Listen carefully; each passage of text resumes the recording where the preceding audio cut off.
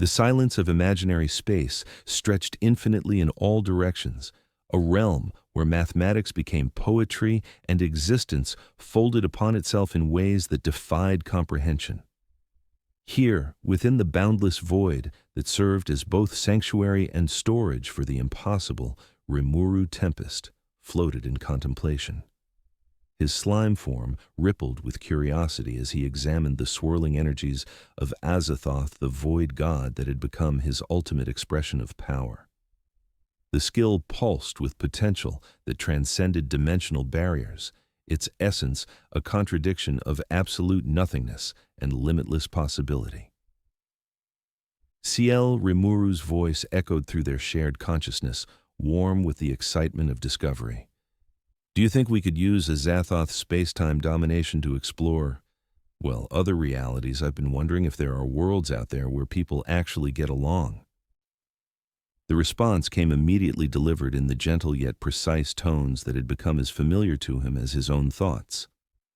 Rimuru-sama, while theoretically possible dimensional travel carries significant risks, my analysis suggests a 23.7% probability of successful return if you attempt to breach the barriers between realities. Rimuru's form shifted, taking on his preferred humanoid appearance, that of a young person with silver blue hair and golden eyes that sparkled with perpetual optimism. Those aren't terrible odds. Besides, what's the worst that could happen? We've handled everything from demon lords to true dragons. That confidence is part of what makes you wonderful, Rimuru-sama, Ciel replied, her voice carrying a note of fond exasperation. However, I must point out that unknown variables increase exponentially when dealing with alternate dimensions. We have no data on what lies beyond our reality's boundaries. The void. God Azathoth responded to Rimuru's growing interest, its power beginning to coalesce around him like liquid starlight. Space-time twisted reality bending as the ultimate skill, prepared to tear a hole through the very fabric of existence itself. Rimuru felt the familiar rush of power, but this time it carried an edge of something unprecedented, the sensation of touching the infinite. You know what? Let's just take a quick peek, Rimuru said, his natural curiosity overriding any sense of caution. If there's even one world out there where species coexist peacefully, wouldn't it be worth studying? Maybe we could learn something to help our own Tempest Federation? Rimuru-sama. Ciel's voice carried a note of warning, but it was already too late. The power of Azathoth surged beyond Rimuru's expectations. What should have been a controlled probe became a cascading breach in reality itself. Space folded, time stuttered, and the boundaries between dimensions dissolved like mist before a hurricane. Ciel, Rimuru called out as chaotic energies seized him. This isn't what I intended. I'm detecting massive dimensional instabilities. Rimuru-sama, Ciel's usually calm demeanor cracked with genuine concern. We're being pulled into something vast, a tear in space-time on a galactic scale. The sensation was unlike anything Rimuru had ever experienced. Where travel through his own reality felt like swimming through familiar waters, this was akin to being caught in a cosmic maelstrom. Colors that had no names blazed around them, and the very concepts of distance and duration became meaningless abstractions. Through the chaos, Rimuru caught glimpses of their destination, a galaxy torn in half by a wound that bled impossible energies into the void. On one side, the fading light of 10,000 suns. On the other, and darkness so absolute it seemed to devour hope itself. The Great Rift. Ciel whispered, her analysis engines working frantically to process the impossible sight. Rimuru-sama, this appears to be a permanent tear in reality itself. The psychic emanations are overwhelming. As they plunged toward the wounded galaxy, Rimuru felt something that would have corrupted any other being, the touch of pure chaos. Entities of impossible malevolence pressed against his consciousness, seeking to twist his thoughts into patterns of madness and despair. But Azathoth's power formed a protective barrier around them, the void god's essence naturally repelling the chaotic influences. Stay close to me, Ciel, Rimuru said, his voice steady despite their situation. "Whatever this place is, we'll face it together." "Always Rimuru-sama," came the immediate reply, warm with absolute devotion. "My existence has meaning only in service to yours."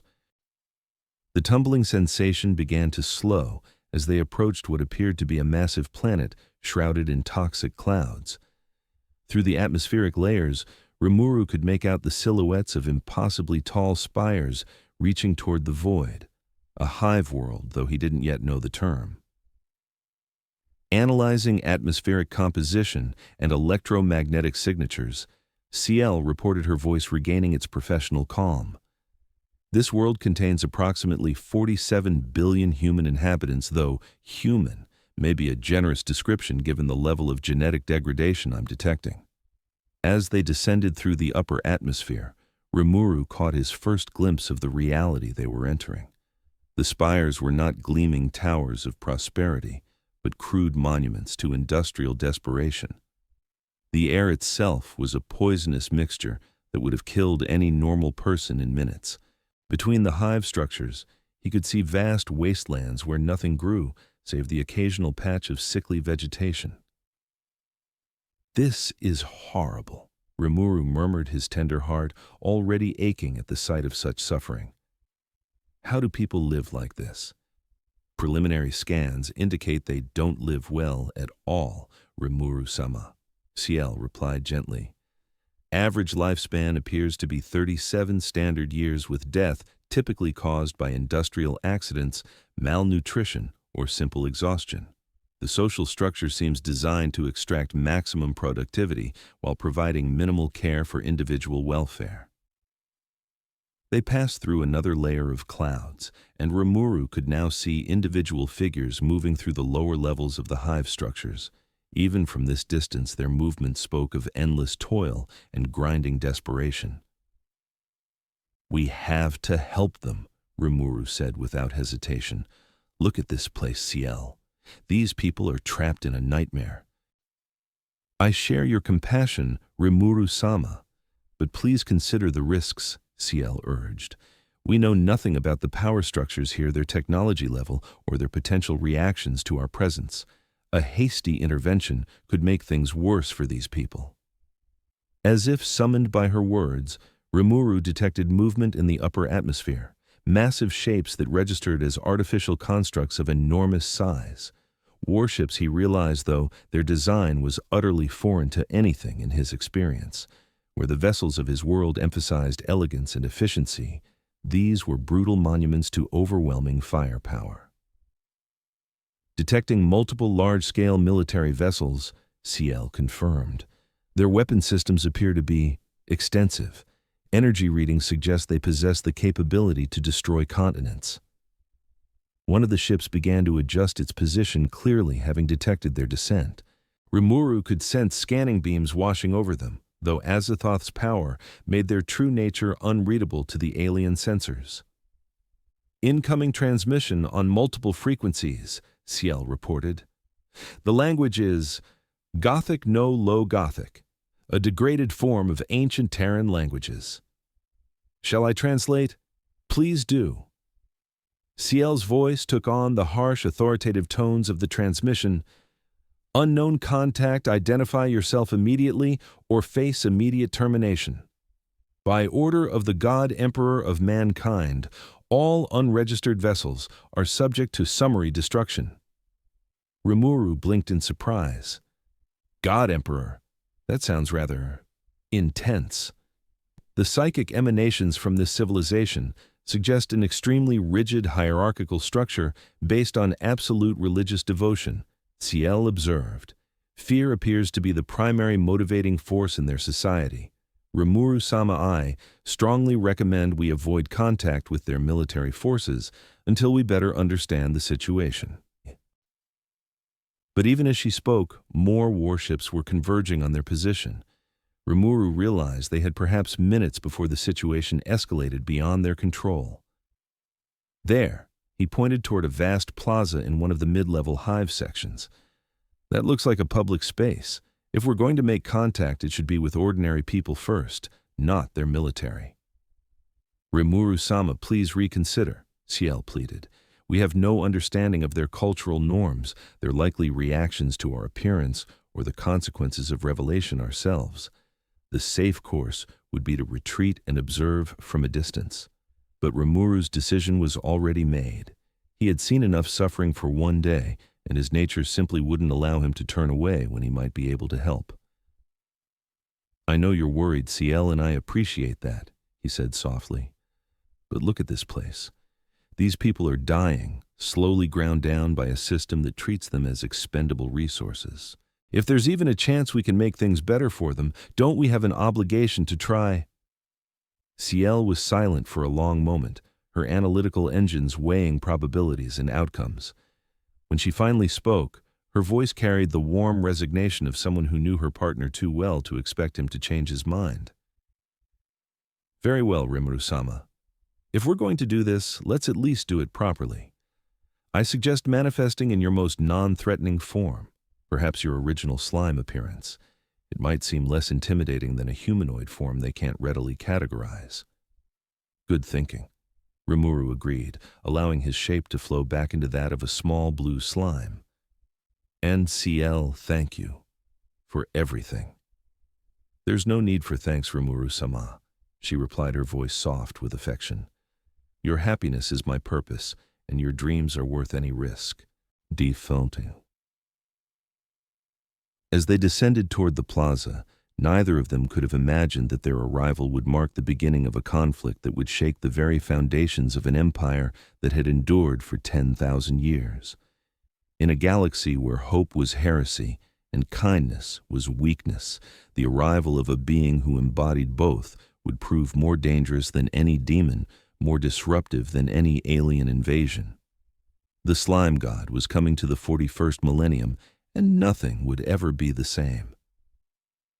The plaza grew larger beneath them, filled with figures in crude robes and industrial garments. Soon, very soon, Rimuru Tempest would take his first steps into the grim darkness of the far future, carrying with him the radical notion that there might be a better way to live.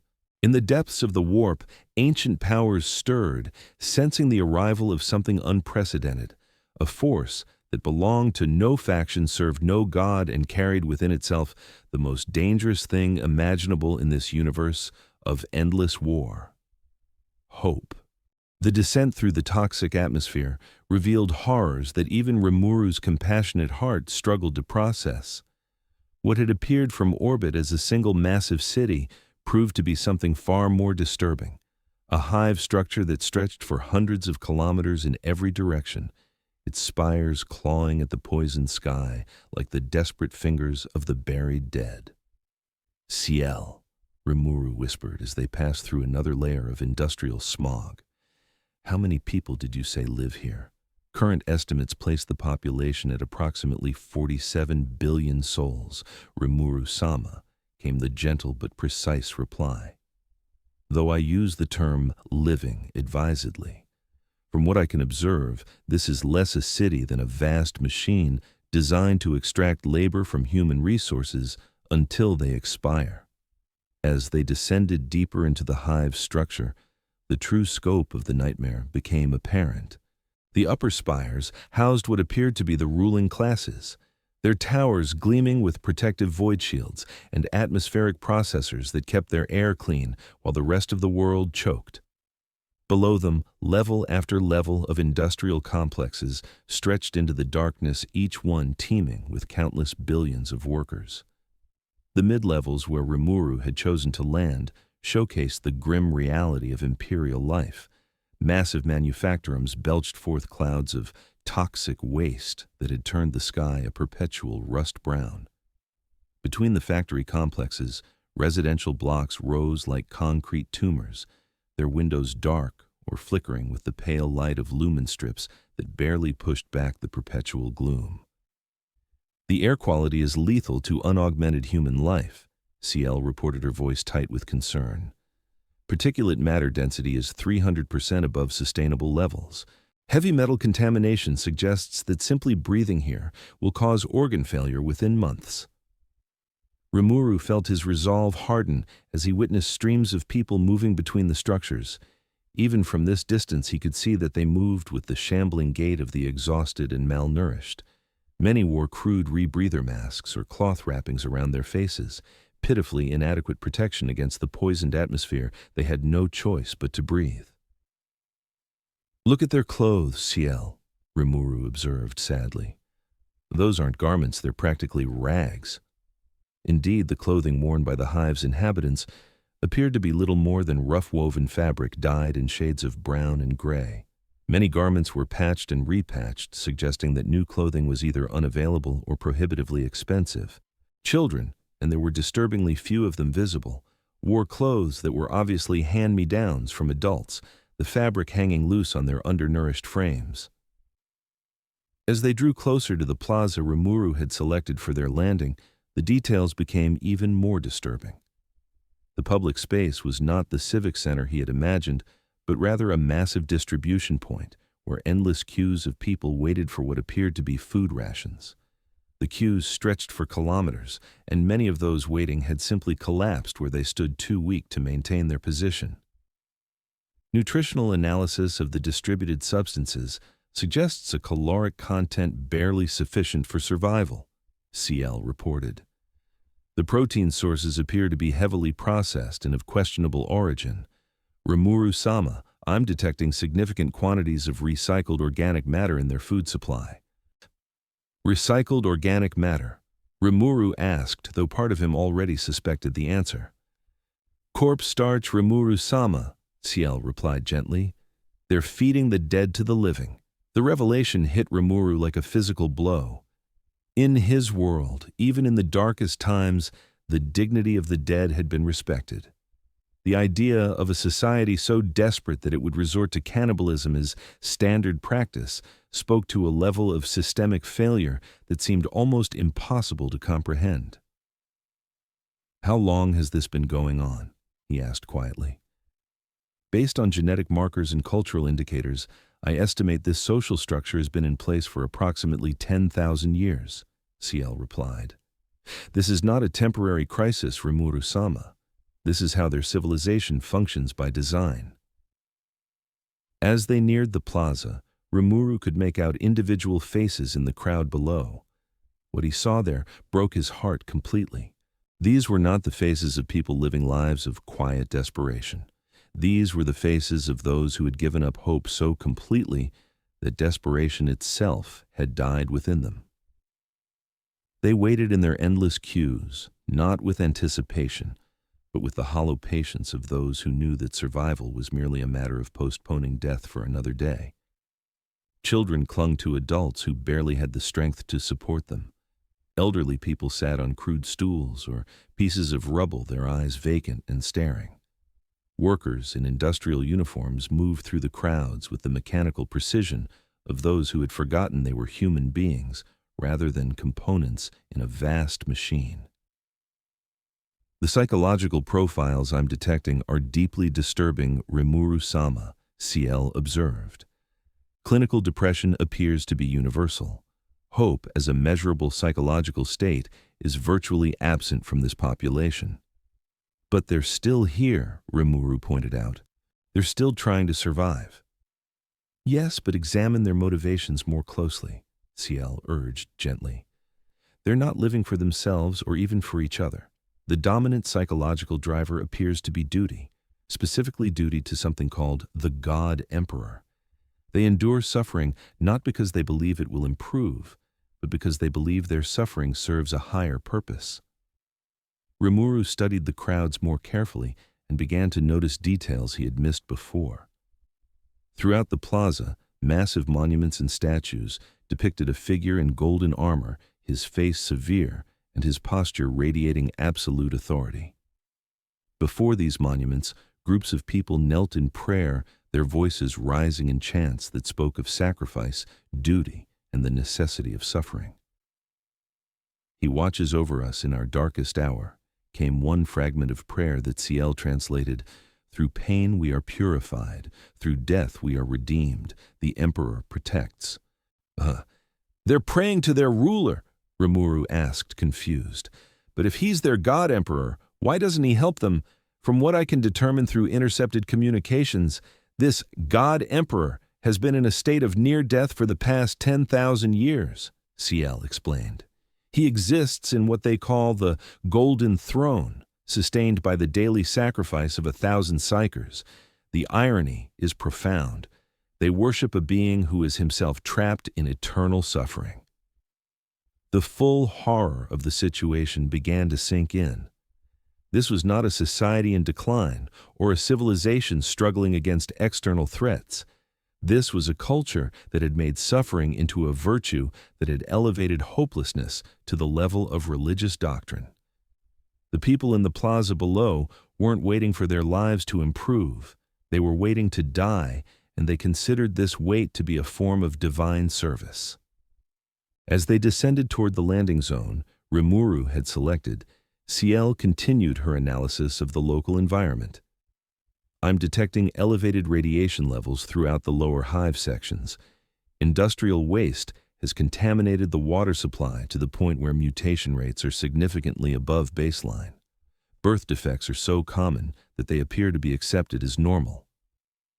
And yet they keep going, Rimuru mused.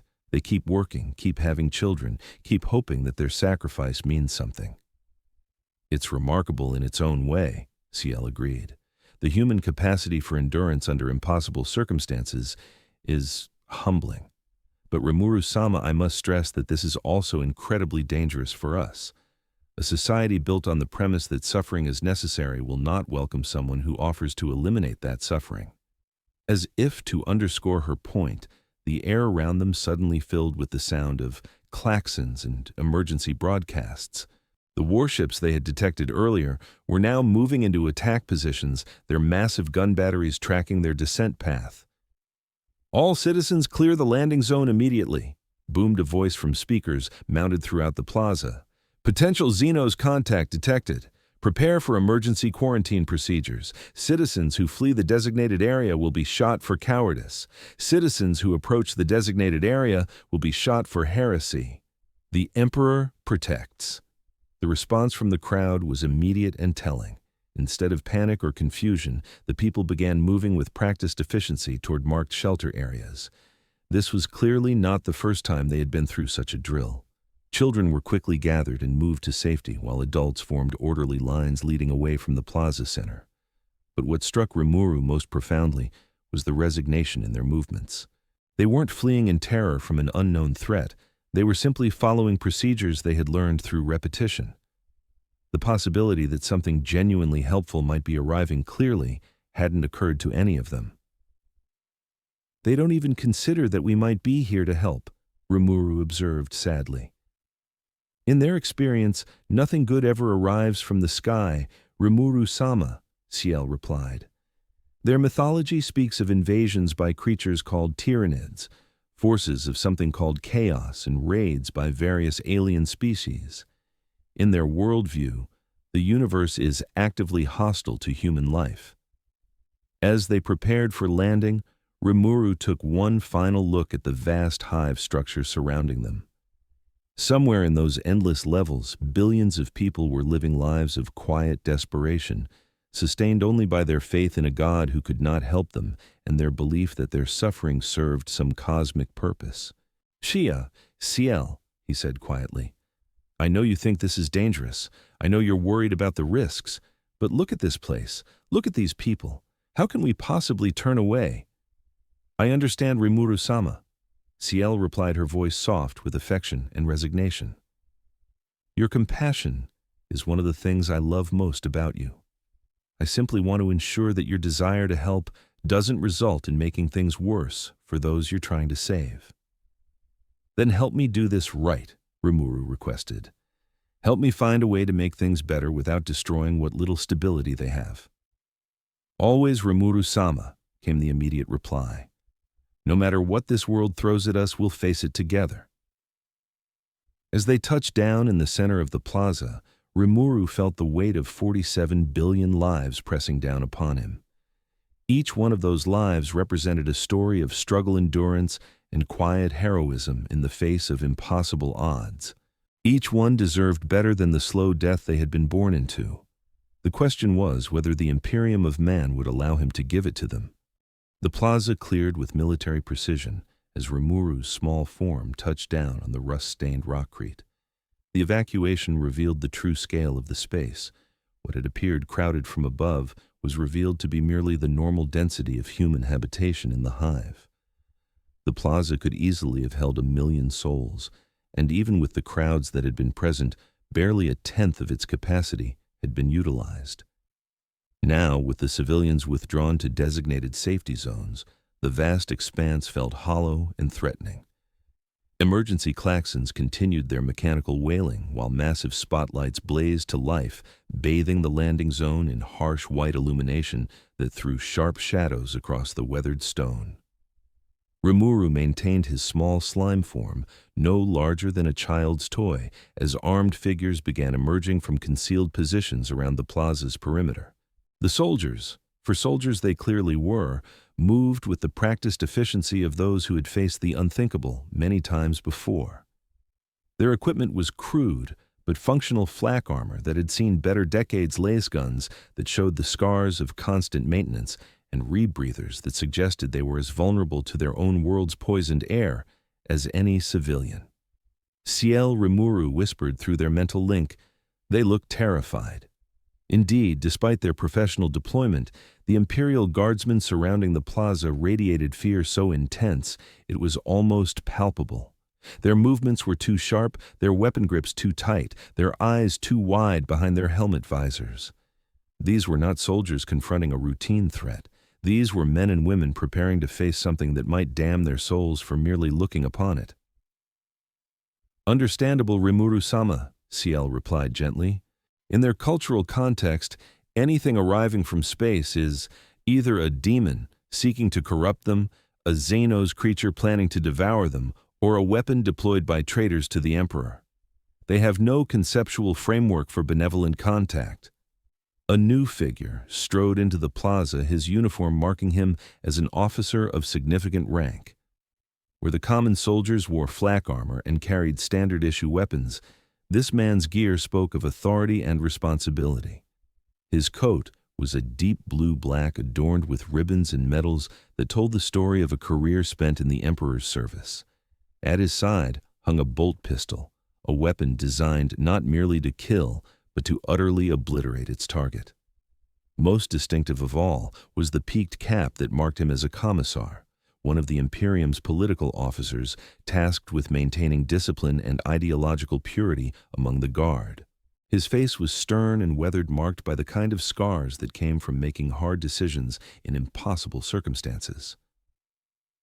"I am Commissar Lucian Dreg," the officer announced, his voice carrying clearly across the plaza despite the ambient noise.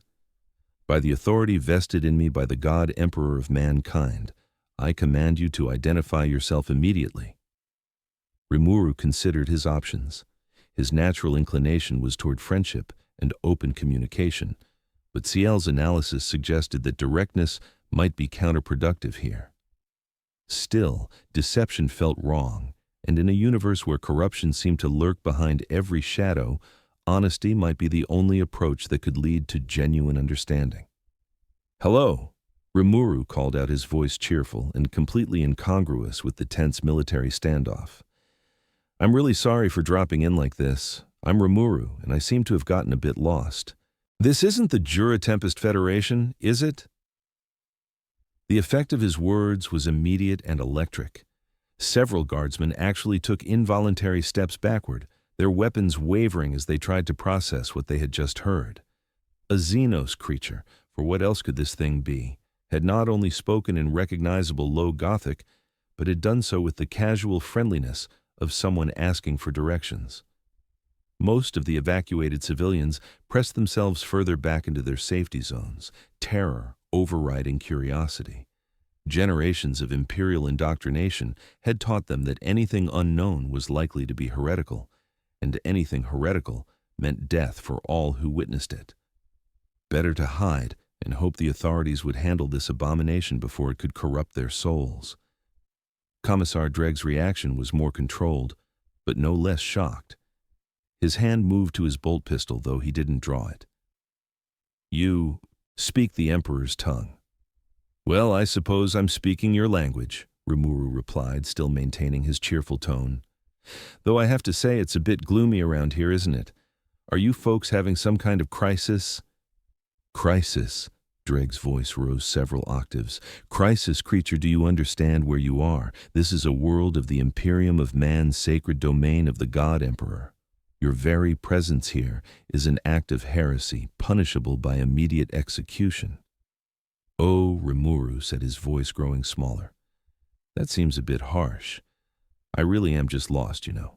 I was trying to visit another dimension and my navigation got a bit mixed up. I don't suppose you could point me toward the nearest interdimensional travel hub. The silence that followed his words was so complete that the distant hum of the hive's machinery seemed deafening by comparison. Several guardsmen were now openly staring their weapons forgotten as they tried to process the cognitive dissonance of a creature that spoke of dimensional travel as casually as one might discuss the weather. Rimuru-sama, Ciel's voice whispered urgently in his mind. Their psychological profiles are becoming increasingly unstable. The concepts you're discussing don't exist in their cultural framework. To them, dimensional travel is either the domain of chaos demons or the Emperor himself. Commissar Dreg seemed to be struggling with the same conceptual difficulties. His training had prepared him for many scenarios: demonic incursions, Xenos raids, heretical uprisings, but nothing had prepared him for a polite conversation with what appeared to be a sentient blob. Dimensional travel, he repeated slowly, as if the words were foreign to him. You speak of powers beyond mortal ken, creature. Such abilities are the province of the ruinous powers, or... He paused, unwilling to voice the alternative. Actually, it's just advanced application of space-time manipulation, Rimuru explained helpfully. Once you understand that reality is essentially a multi-dimensional matrix of intersecting probability waves traversing between parallel universes, becomes a matter of applied mathematics rather than divine intervention. The guardsmen were now looking between their commissar and the small blue creature with expressions that suggested their worldview was undergoing rapid and unwelcome revision. In a universe where the most advanced technology was treated as religious mystery, casual discussion of dimensional physics was not merely incomprehensible, it was actively disturbing.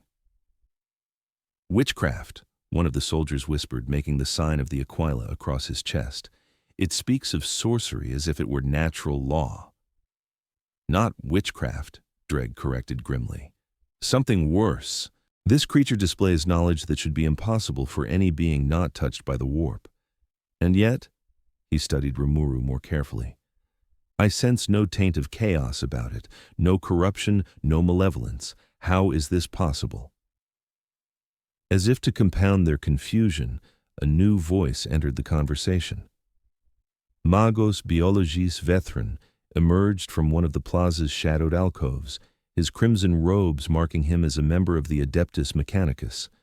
His face was a patchwork of flesh and augmetic implants, mechanical eyes whirring as they focused on Rimuru with intense interest. Fascinating. Vethran intoned, his voice distorted by mechanical vox grills. Subject displays no warp signature, no psychic emanation, no trace of chaotic influence. Yet it demonstrates mastery of concepts that should require extensive study of the most forbidden texts. But even as he spoke, his internal systems were flooding his consciousness with error messages. The readings he was receiving violated several fundamental principles of imperial science. His cogitators were cycling through endless loops of analysis and contradiction, unable to reconcile the evidence of his sensors with the theological imperatives of the Mechanicus Creed. Binary error, unknown variable, theological contradiction detected. The words spilled from his vox grill in a mixture of high gothic and machine code as his augmented mind struggled to process what he was witnessing. Magos, Dreg acknowledged tensely. What is your assessment? Unprecedented, came the immediate reply. This entity's mere existence challenges fundamental assumptions about the nature of intelligence, consciousness, and technological capability. I must insist on immediate transfer to a secure research facility for comprehensive study. Absolutely not, Dreg snapped. This creature has demonstrated abilities beyond our understanding. It represents a potential threat that must be neutralized immediately. Excuse me, Rimuru interjected politely, but I'm right here, you know. You could always just ask me what I am instead of talking around me. Both Imperial officers turned to stare at him clearly, unused to having their tactical discussions interrupted by their supposed prisoners. Very well, Dreg said after a moment. What are you? I'm a slime, Rimuru replied simply. I used to be human, but I died and got reincarnated in a fantasy world where I built a nation called the Rimuru Tempest Federation. We're sort of a multicultural society where humans, monsters, and various other species all work together for mutual prosperity and happiness. The silence that followed this explanation was, if possible, even more profound than before. Dreg's face had gone pale, while Vethrin's mechanical components were clicking and whirring at an accelerated pace as he processed the implications of what he had just heard. You speak of cooperation, Dreg said slowly, between humans and monsters. Well, yes, Rimuru replied, genuinely puzzled by the man's tone. Why wouldn't we cooperate? Everyone has different strengths and capabilities. When you work together, you can accomplish things that no one could manage alone. Plus, it's more fun than fighting all the time. Fun, Vethrin repeated as if the word were completely foreign to him. You know, enjoyment, happiness, the good feeling you get when you help someone or build something useful. Rimuru's voice carried a note of concern. Don't you have fun where you're from? The question seemed to break something fundamental in both officers. Dreg's hand tightened on his bolt pistol, while Vethrin's mechanical components emitted a sound like grinding gears. Fun, Dreg spat, is heresy. Happiness is selfish weakness. The only good feeling that matters is the satisfaction of duty fulfilled in service to the Emperor. Oh, Rimuru said quietly. That sounds lonely. Lonely. Dreg's voice rose dangerously. We are never alone. The Emperor watches over us. The Emperor protects. But if your Emperor is always watching, when do you get to just be yourself? Rimuru asked with genuine curiosity. When do you get to make your own choices or pursue your own dreams or just enjoy a quiet moment with people you care about? The question hung in the air like an accusation. Around the plaza, guardsmen shifted uncomfortably as concepts they had never been allowed to consider suddenly demanded attention. Personal dreams, individual happiness. In a universe where such thoughts were tantamount to heresy, Rimuru's innocent questions struck with the force of revelation. Enough, Dreg declared, drawing his bolt pistol at last. This creature spreads sedition with every word. Its corruption is subtle but absolute. In the name of the God Emperor, I condemn this abomination to immediate execution. But as he raised his weapon, something unexpected happened. From the crowd of evacuated civilians, a small voice called out, "Wait!" A child had broken free from the safety cordon and was running toward the plaza center. Behind her, adults were crying out in alarm, not just for her safety, but in terror that her approach to the creature would mark them all as heretics by association. She couldn't have been more than 8 years old, her small frame, dressed in the rough-woven garments common to hive dwellers. Her face was thin with malnutrition, but her eyes blazed with something that had been absent from every other face Rimuru had seen on this world. Hope. "Please don't hurt the little blue one," she called out as she ran. "It didn't do anything wrong." "Stand down, citizen," Dreg barked. "Return to the safety zone immediately." But the child kept running, and as she did, something remarkable happened. A few other individuals began emerging from their designated areas. Not many, perhaps 24 in total. An elderly priest whose faith had been tested by too much suffering. A young worker whose dreams had never quite died, despite decades of crushing labor. A few teenagers whose natural rebelliousness had survived imperial conditioning. Most of the crowd remained hidden, watching from the safety of shadows and alcoves, torn between fear of the authorities and desperate curiosity about this creature that spoke of impossible things. It spoke of cooperation, one woman said as she walked, of working together for happiness. It said people should have dreams, added an elderly man, his voice wondering. Individual dreams. It asked when we get to be ourselves, whispered a teenage boy. No one's ever asked that before. Commissar Dreg found himself facing a situation his training had never covered. The civilians weren't rioting or panicking. They were simply walking forward with the slow determination of people who had suddenly realized they had been living in darkness and wanted to see the light. This is exactly what I was afraid of, Ciel murmured in Rimuru's mind. Your very existence challenges the foundations of their society. You represent everything they've been taught to believe is impossible. But Ciel, Rimuru replied softly, look at their faces. They're not afraid anymore. Indeed, the approaching civilians displayed expressions that seemed alien on this world of endless suffering. They weren't smiling. That would have been too great a leap. But the hollow despair that had marked every face in the crowds was gone, replaced by something infinitely more dangerous to the imperial order. Curiosity. As the first citizens reached the center of the plaza, Commissar Dreg faced the moment that would define the rest of his career and possibly the fate of the entire hive world.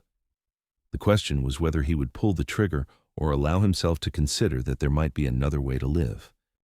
The moment stretched like a blade balanced on its edge. Commissar Dreg's bolt pistol remained raised, its ornate barrel gleaming under the harsh plaza lighting, while dozens of civilians continued their slow approach toward the small blue creature that had somehow upended 10 millennia of imperial doctrine with nothing more than friendly conversation. The child who had broken ranks first now stood barely 10 meters from Rimuru, her thin frame trembling with exhaustion from her desperate sprint. Behind her, more citizens emerged from their designated safety zones, not in panic or rage, but with the careful steps of people approaching something they had never dared to hope might exist. Stand down, all of you. Dreg's voice cracked like a whip across the plaza. Return to your positions immediately or face charges of sedition. But for the first time in their lives, the civilians of Hive Tertius ignored a direct order from imperial authority. They weren't being rebellious. Rebellion required anger, and these people showed no anger at all. They were simply curious, and in the grim darkness of the 41st millennium, curiosity was perhaps the most dangerous emotion of all. Sir, one of the guardsmen called out nervously, they're not stopping. Dreg could see that for himself. More troubling was what he could see in their faces. These weren't the hollow, resigned expressions he had come to expect from hive dwellers. There was something else there now. A spark that reminded him uncomfortably of the light he had once seen in the eyes of fresh recruits before the universe taught them that hope was a luxury they couldn't afford. Rimuru-sama, Ciel's voice whispered urgently in their shared consciousness. The situation is becoming unstable. I'm detecting elevated stress hormones throughout the imperial forces, but also significant neurochemical changes in the civilian population. They're experiencing something they haven't felt in years. What kind of changes? Rimuru asked, though he kept his attention focused on the approaching crowd and the increasingly agitated commissar. Dopamine spikes consistent with anticipation and curiosity. Serotonin elevation suggesting improved mood states. Most significantly, I'm detecting the activation of neural pathways associated with hope and social bonding. Rimuru-sama, these people are remembering how to feel optimistic. The implications were staggering. In a society built on the premise that suffering was necessary and hope was heresy, the mere suggestion that life could be different was acting like a virus, spreading from person to person with each step they took toward the small blue creature in the plaza's center. This is what I was afraid of, Dreg muttered, his weapon still trained on Rimuru, but his finger hesitating on the trigger. Corruption spreads with every word it speaks. Phew. Is it really corruption if it makes them happier? The 8-year-old girl asked, her voice carrying clearly in the sudden quiet. She had stopped just outside of arm's reach from Rimuru, studying him with the unblinking intensity that only children could manage. The question hit Dreg like a bolt round to the chest. In all his years of service, in all his training in imperial doctrine and the identification of heretical thought, no one had ever asked him to consider whether the effects of corruption might actually appear beneficial to those experiencing it. Happiness without purpose is meaningless, he replied, the words coming automatically from decades of indoctrination. True satisfaction comes only from service to the Emperor.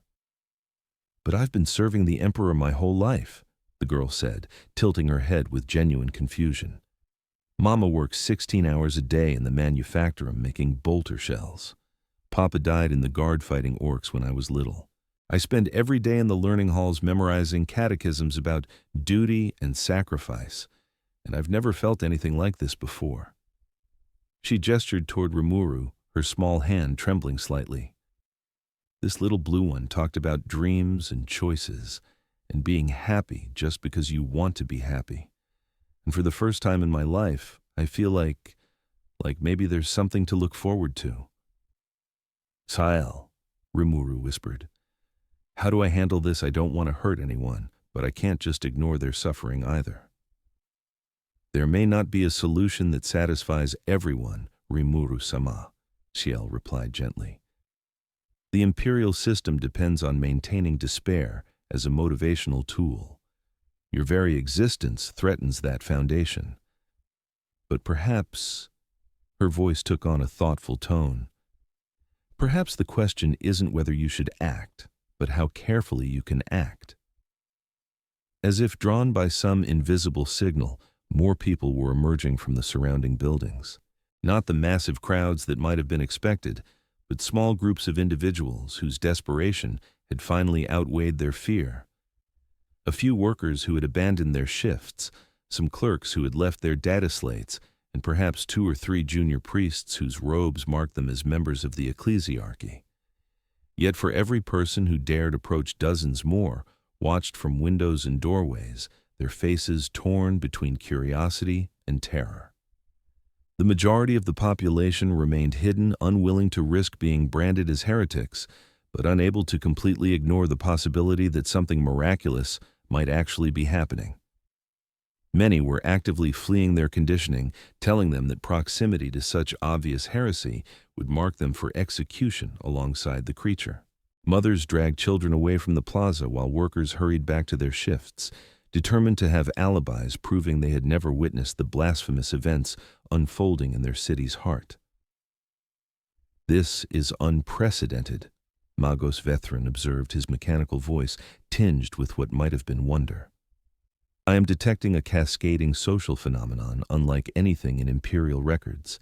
Subject Rimuru appears to be catalyzing a fundamental shift in population psychology through purely verbal interaction.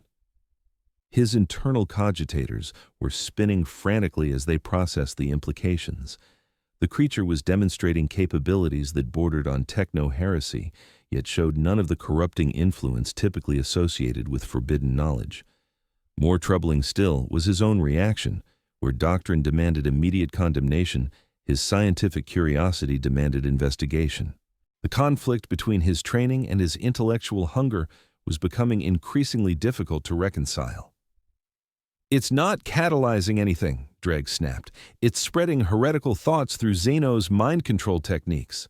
Actually, Rimuru interjected politely, I'm not using any kind of mind control. I don't even have any abilities that work that way. I'm just talking to people.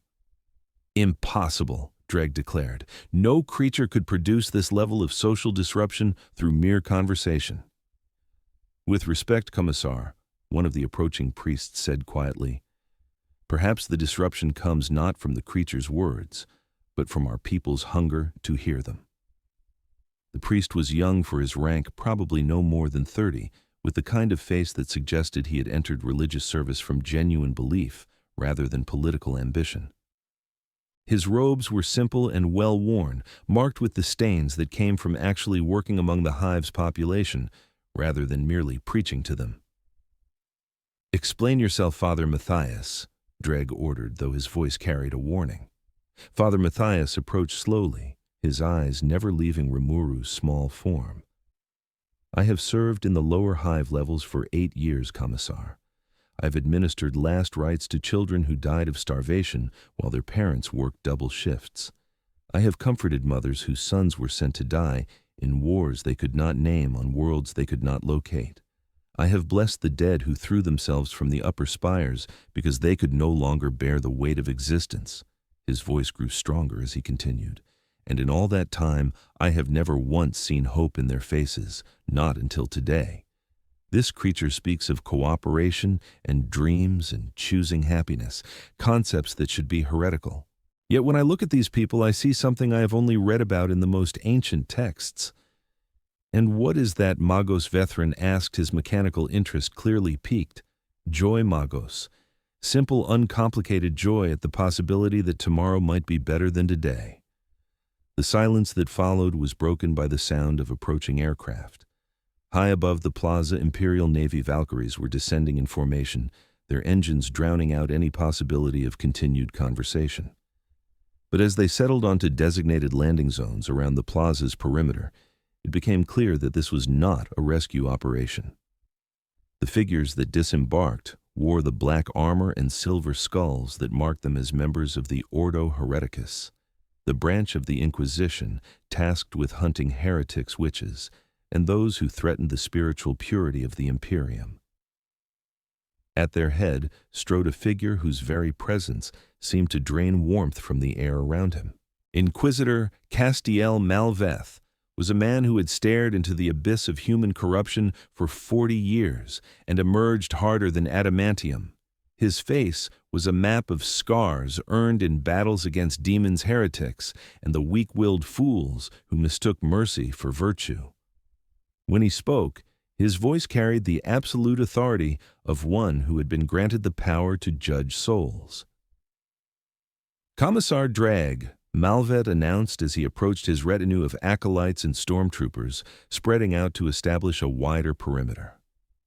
"Report, Lord Inquisitor," Dreg replied, snapping to attention despite the ongoing crisis. "Unidentified Xenos entity of unknown capabilities, demonstrates apparent sentience and linguistic capacity, has been engaging in conversation with local population, resulting in significant behavioral anomalies among the civilians." Behavioral anomalies. Malveth's gaze swept over the crowd of citizens who were still moving toward Rimuru, seemingly oblivious to the arrival of the Inquisition. Elaborate. "They've stopped following orders, my lord. The creature spoke to them about happiness and cooperation and individual dreams. Now they approach it, despite direct commands to maintain safe distance." Malveth studied the scene with the cold assessment of a surgeon examining a particularly malignant tumor. "How many have been exposed to its influence?" "Initial estimates suggest several thousand, my lord, with the number growing by the minute." "I see." Malveth's hand moved to the ornate power sword at his hip. "And what is your assessment of the threat level?" Dreg hesitated for just a moment, a hesitation that did not go unnoticed by the Inquisitor. "Uncertain, my lord. The entity claims to be peaceful and has demonstrated no overtly hostile capabilities. However, its psychological impact on the population is extreme." "Psychological warfare, then?" Malveth nodded grimly. "A subtle corruption designed to undermine imperial authority through the manipulation of hope and desire. Classic heretical technique." "Actually," Rimuru called out, having overheard the conversation with his enhanced senses, "I really am just lost. I was hoping someone could give me directions back to my own dimension. I didn't mean to cause any trouble." The effect of his words on the Inquisitor was immediate and dramatic. Malveth's face went pale, his eyes widening as he processed the implications of what he had just heard. "Did that creature just claim to be from another dimension?" he asked quietly. "Yes, my lord," Dreg confirmed. "It has been making such claims since its arrival." "And you didn't think to mention this immediately?" Malveth's voice carried the deadly quiet that preceded executions. I was uncertain how to classify such claims, my lord. They seemed so outrageous as to be obviously false." Malveth was already moving toward Rimuru, his hand now firmly gripping his sword hilt. "Creature," he called out, his voice carrying absolute authority. "You claim to travel between dimensions. Such power is the province of demons and the most corrupted servants of chaos. What is your true nature?" I'm really just a slime, Rimuru replied honestly. I know it sounds weird, but I used to be human. I died and got reincarnated in a world where I built a peaceful nation where everyone works together. Then, I was experimenting with my dimensional travel abilities and accidentally ended up here. Reincarnation, Malveth repeated slowly. You speak of death and rebirth as if it were a casual occurrence. Well, it was pretty traumatic at the time, Rimuru admitted. Getting stabbed to death isn't fun. But it worked out in the end. I got to help a lot of people and make some really good friends. The Inquisitor's face was now completely expressionless, a sure sign that he was preparing to take drastic action. Creature, by speaking of reincarnation and dimensional travel, you demonstrate knowledge of powers that should be impossible for any being not touched by the warp. Yet I sense no taint of chaos about you. This contradiction itself is proof of corruption beyond my ability to measure. Rimuru-sama! Ciel's voice carried a note of urgent warning. His psychological profile indicates absolute certainty in his worldview. He has decided you are a threat that must be eliminated. I strongly recommend immediate withdrawal. But even as Ciel spoke, Rimuru noticed something that made retreat impossible. The crowd of civilians had continued to grow and now numbered in the thousands. Men, women, and children from every level of the hive were streaming into the plaza, drawn by word-of-mouth accounts of the small blue creature that spoke of hope and dreams. And they were all looking at him with expressions he had never seen on this world before, expressions that suggested they believed he might actually be able to deliver on the impossible promises his very existence seemed to represent. I can't leave them like this, Rimuru whispered to Ciel. Look at their faces. They need hope so badly they're willing to risk everything just to stand near someone who believes things can be better. I understand, Rimuru-sama, Ciel replied softly. But please remember that hope without the power to fulfill it can be more cruel than despair. As if to underscore her words, Inquisitor Malveth raised his hand, and the stormtroopers accompanying him raised their hell guns in response. The weapon's targeting systems painted dozens of red dots across Rimuru's small form as the Inquisitor prepared to speak the words that would end this crisis in the most direct way possible. The question was whether Rimuru would allow himself to be executed to preserve the peace, or whether he would finally reveal the true extent of his power to protect the people who had placed their faith in him. The standoff in the plaza might have lasted forever, frozen in a tableau of competing authorities and impossible choices, if not for the sudden shriek of alarm klaxons that split the air like the screams of dying gods. The sound was different from the earlier evacuation alerts, deeper, more urgent, carrying with it the weight of absolute terror. Orbital contact! The voice crackled through every voxcaster in the plaza, distorted by static and panic. Multiple large-scale biosignatures detected in high-orbit classification. Emperor, preserve us. Classification, Tyranid splinter fleet. The effect on the assembled Imperial forces was immediate and electric. Stormtroopers who had been focused on Rimuru suddenly swiveled their weapons skyward, their targeting systems scanning the poisoned atmosphere for threats that hadn't yet materialized. Guardsmen who had maintained disciplined formations began checking their equipment with the frantic efficiency of soldiers who knew they were about to face their worst nightmare. Inquisitor Malveth's face went ashen as he activated his personal Vox unit. Orbital command, this is Inquisitor Malveth. Confirmed Tyranid classification. What is our estimated time to planetfall? Confirmed, Lord Inquisitor, came the crackling reply.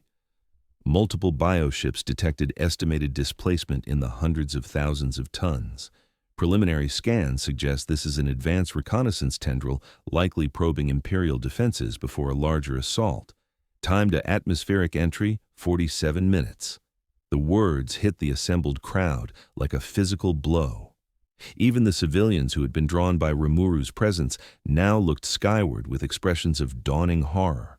In the grim darkness of the 41st millennium, few threats were as absolute as the Great Devourer, the Tyranid hive fleets that consumed entire worlds, leaving nothing behind but lifeless rock stripped of every organic molecule. 47 minutes, Commissar Dreg repeated, his voice hollow. Emperor's mercy, that's not enough time to organize a proper evacuation of even a single hive level.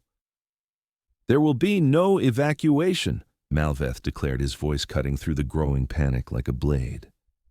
This world has a population of 47 billion souls. The logistics of evacuating even a fraction of that number are impossible. We will stand and fight. Against a hive fleet. Father Matthias stepped forward, his face pale but determined. My lord, surely the wise course would be to preserve what lives we can. The people in the lower hive levels have no weapons, no training, no means of defending themselves. They have their faith, Malveth replied coldly, and their duty to the Emperor. If we are to die, we will die with honor, taking as many of the Xenos abominations with us as possible. Rimuru-sama, Ciel's voice whispered urgently in their shared consciousness.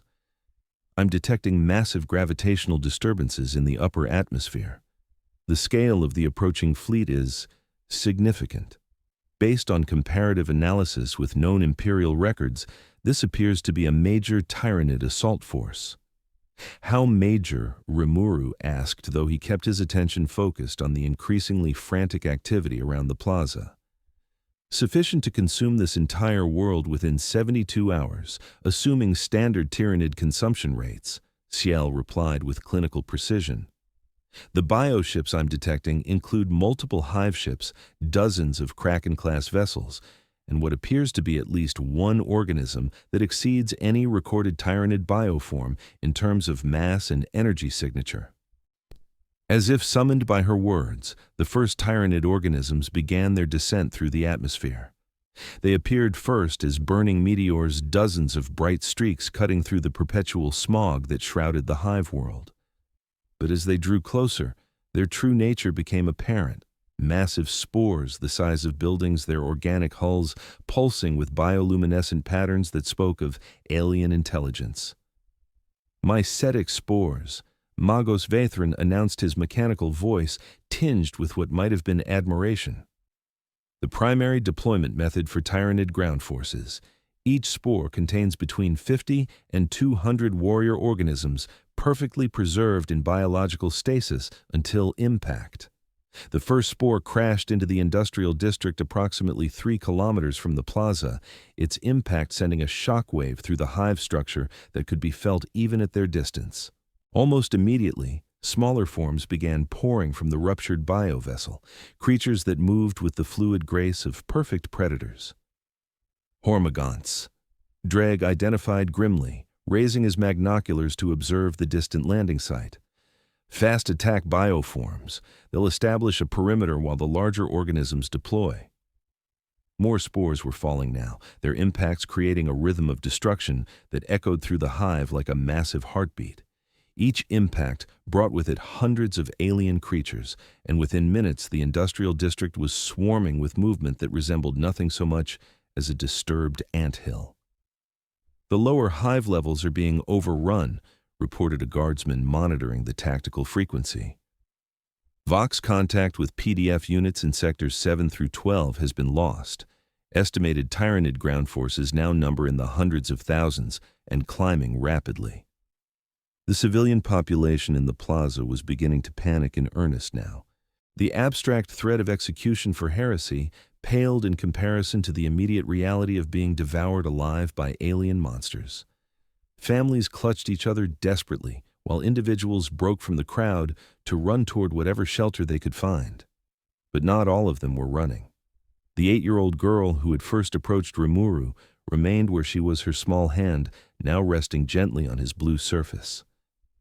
Around her, perhaps 24 other civilians had formed a protective circle, not to protect themselves from Rimuru, but to protect him from the increasingly chaotic situation. Little blue one, the girl whispered, her voice barely audible above the cacophony of alarms and distant explosions. Can you really help us?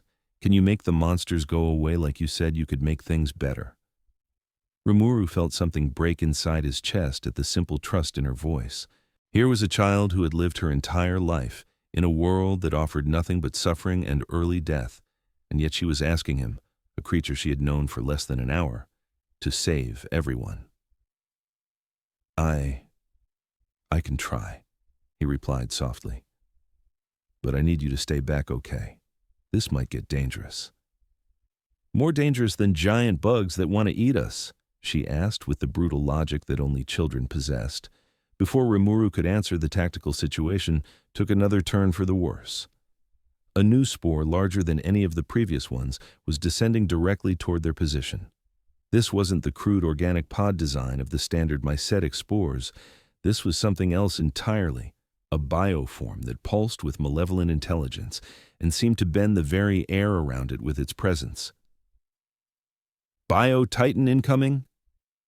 Vethrin announced, his mechanical systems clicking frantically as they processed the readings. Classification unknown, but mass estimates suggest a creature at least equivalent to an Imperial warlord Titan.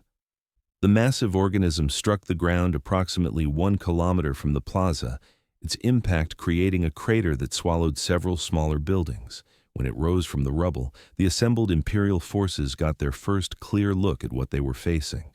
The creature stood nearly 50 meters tall, its form a nightmarish fusion of insect and dinosaur that seemed to have been designed by a malevolent god with a taste for efficiency over aesthetics. Its carapace was the color of dried blood, marked with bony ridges that pulsed with organic light. Multiple weapon symbiotes writhed from its torso, each one capable of projecting acid-living ammunition, or worse. But most terrifying of all were its eyes.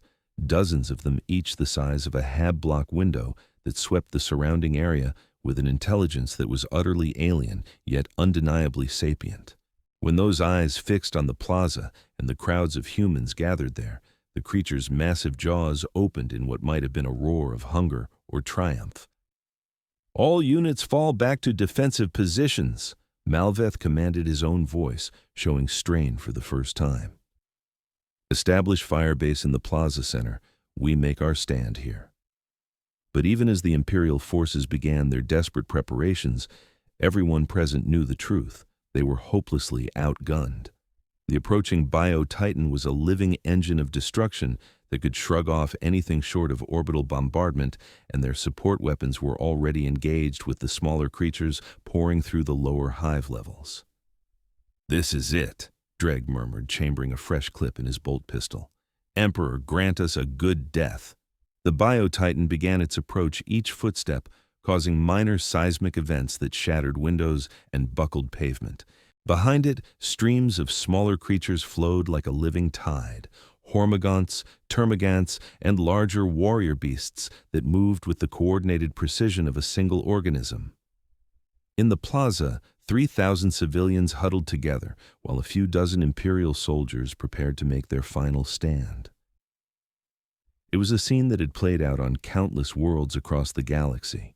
Brave humans facing impossible odds in service to an emperor who was already 10,000 years dead. Except for one crucial difference. This time, they had Rimuru Tempest. "CL," Rimuru said quietly, his small form beginning to ripple with barely contained energy. "Analyze the approaching threats. I need to know exactly what we're dealing with." "Certainly, Rimuru-sama," came the immediate reply. "The largest organism registers as a macro-scale bioform with estimated capabilities equivalent to a Fortress-class weapons platform. Its biological weapons appear to include acid projectors, bone shard cannons, and what I can only describe as a living artillery system. The smaller creatures number in the tens of thousands and are optimized for close-quarters combat. And their weaknesses. They appear to be purely biological constructs, though highly advanced ones. They should be vulnerable to energy-based attacks, extreme temperatures, or complete molecular disruption. However, Rimuru-sama, I must point out that revealing your true capabilities will eliminate any possibility of maintaining a low profile." Rimuru looked around the plaza at the faces surrounding him. Imperial soldiers preparing to die for duty, civilians preparing to die for nothing more than the accident of their birth, and one small girl who was still looking at him with absolute trust that he could somehow make everything better. "You know what, CL," he said, his voice taking on a tone of gentle determination that she had come to associate with her master's most dangerous moods. I think it's time we stopped worrying about keeping a low profile. The Bio-Titan was now close enough that its footsteps were shaking dust from the plaza's overhead structures. Weapon symbiotes were extending from its torso, targeting systems acquiring locks on the clustered humans below. In perhaps 30 seconds, the creature would open fire and turn the plaza into a charnel house, which was exactly 29 seconds longer than it was going to live.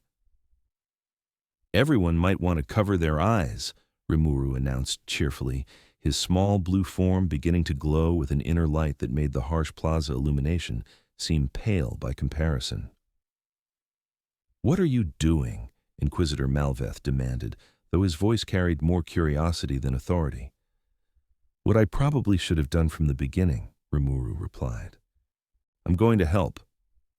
And with those words, the small slime that had accidentally wandered into the grim darkness of the far future prepared to demonstrate exactly why the void god Azathoth was considered one of the ultimate expressions of power in any universe. The transformation that overcame Rimuru Tempest was unlike anything the assembled Imperial forces could have imagined in their darkest nightmares or most heretical dreams.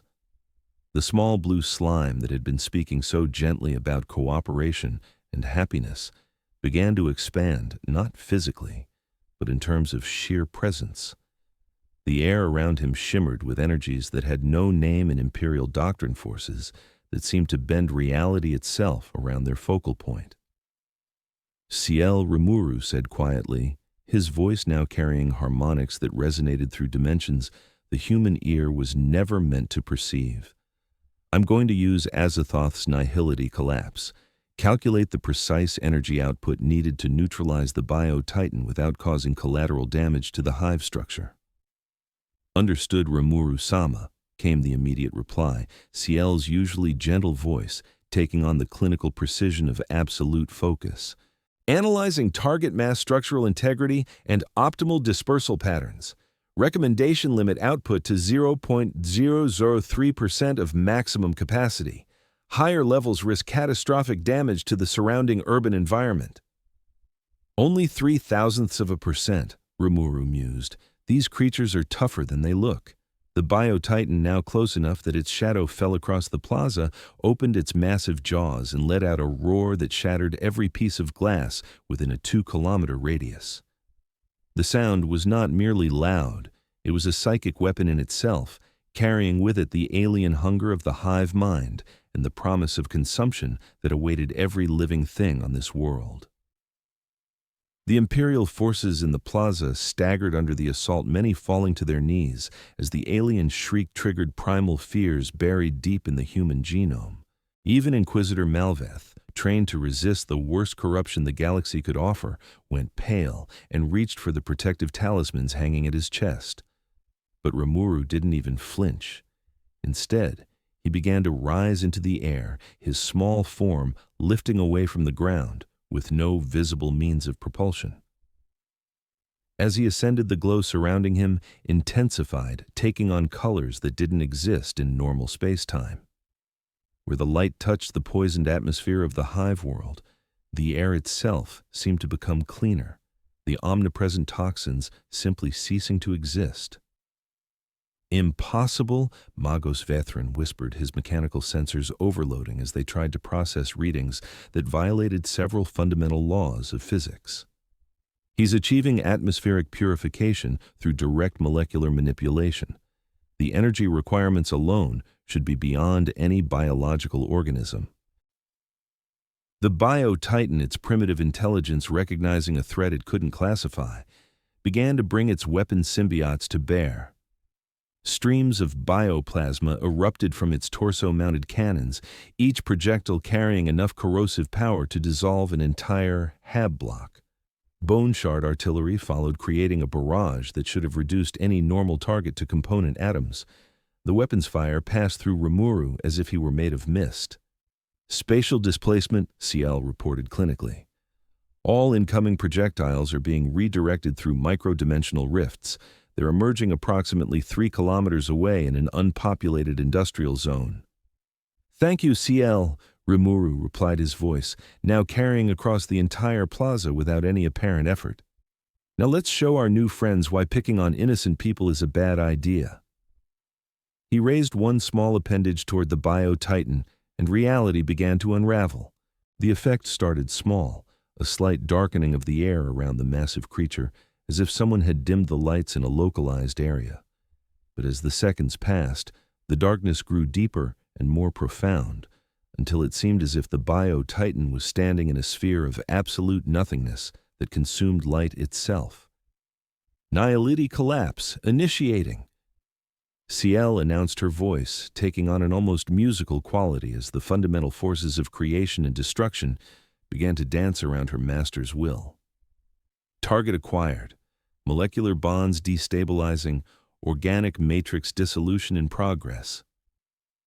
The Bio-Titan, for all its alien intelligence and genetically encoded hunger, suddenly understood that it was facing something beyond its comprehension. It tried to retreat, its massive legs churning as it attempted to escape the expanding sphere of nothingness. But the Nihility collapse was not a weapon that could be evaded. It was the application of cosmic forces that existed outside the normal flow of cause and effect. The creature's death was not violent or dramatic. It simply stopped being. The massive bioform dissolved from the extremities inward, its component molecules separating and dispersing into harmless constituent elements. There was no explosion, no shower of gore, no final roar of defiance. One moment, a 50-meter-tall engine of destruction stood poised to massacre thousands of innocent people. The next moment, there was only empty air and the faint scent of ozone. The silence that followed was so complete that the distant sounds of the ongoing Tyranid assault seemed muted by comparison. Every human in the plaza, Imperial soldier and civilian alike, stared at the space where the Bio-Titan had been, their minds struggling to process what they had just witnessed. Emperor's blood. Commissar Dreg whispered, his bolt pistol hanging forgotten at his side. It just erased that thing. Completely. But Rimuru wasn't finished. The streams of smaller Tyranid creatures that had been following in the Bio-Titan's wake were now exposed and vulnerable, their coordinated assault patterns disrupted by the sudden loss of their primary combat node. As they milled about in confusion, Rimuru turned his attention to them with the same gentle determination he had shown the larger creature. Ciel, can you map the neural connection pathways between the individual organisms? Already completed, Rimuru-sama.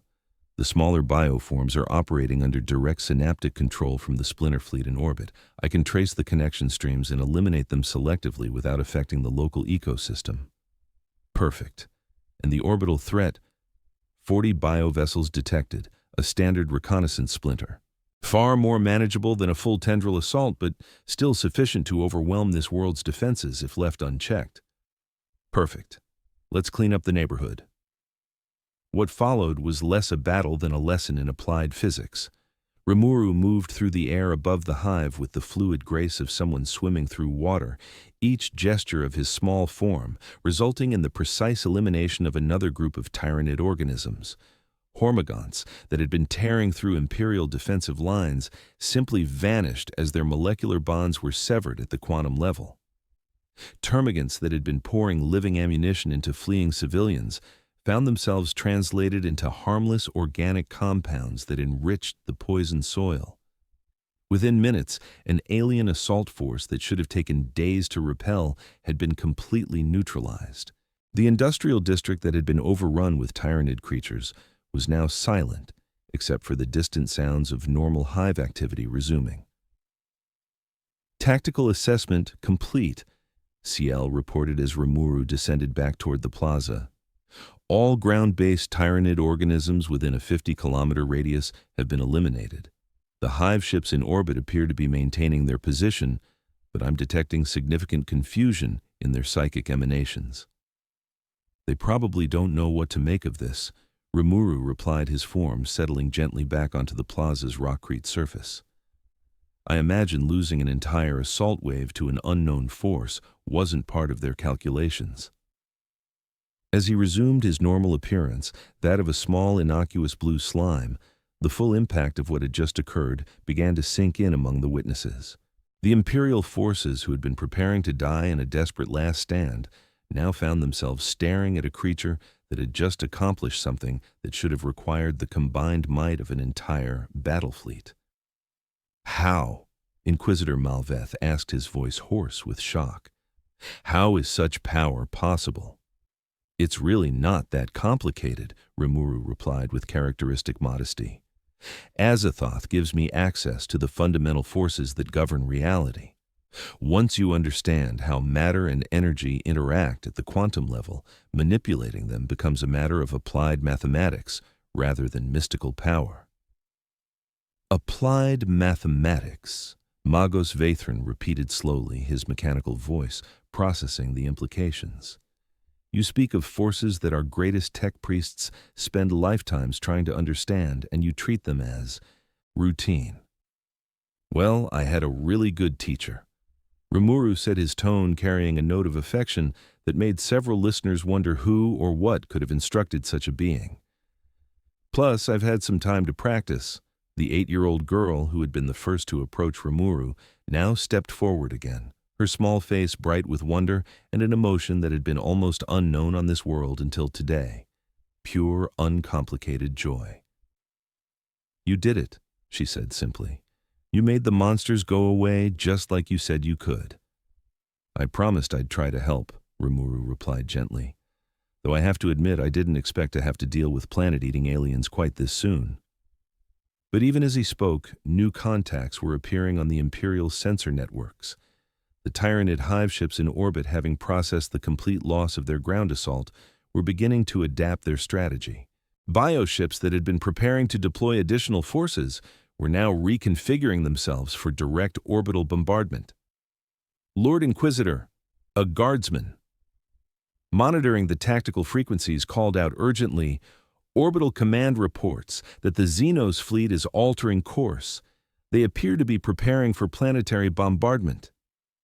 Malveth's face went pale as he processed the implications. They're going to sterilize the planet from orbit, consume the biomass after it's been flash-cooked by their acid storms. How long do we have? Dreg asked. Perhaps 30 minutes before the first bombardment spores reach the upper atmosphere, came the grim reply.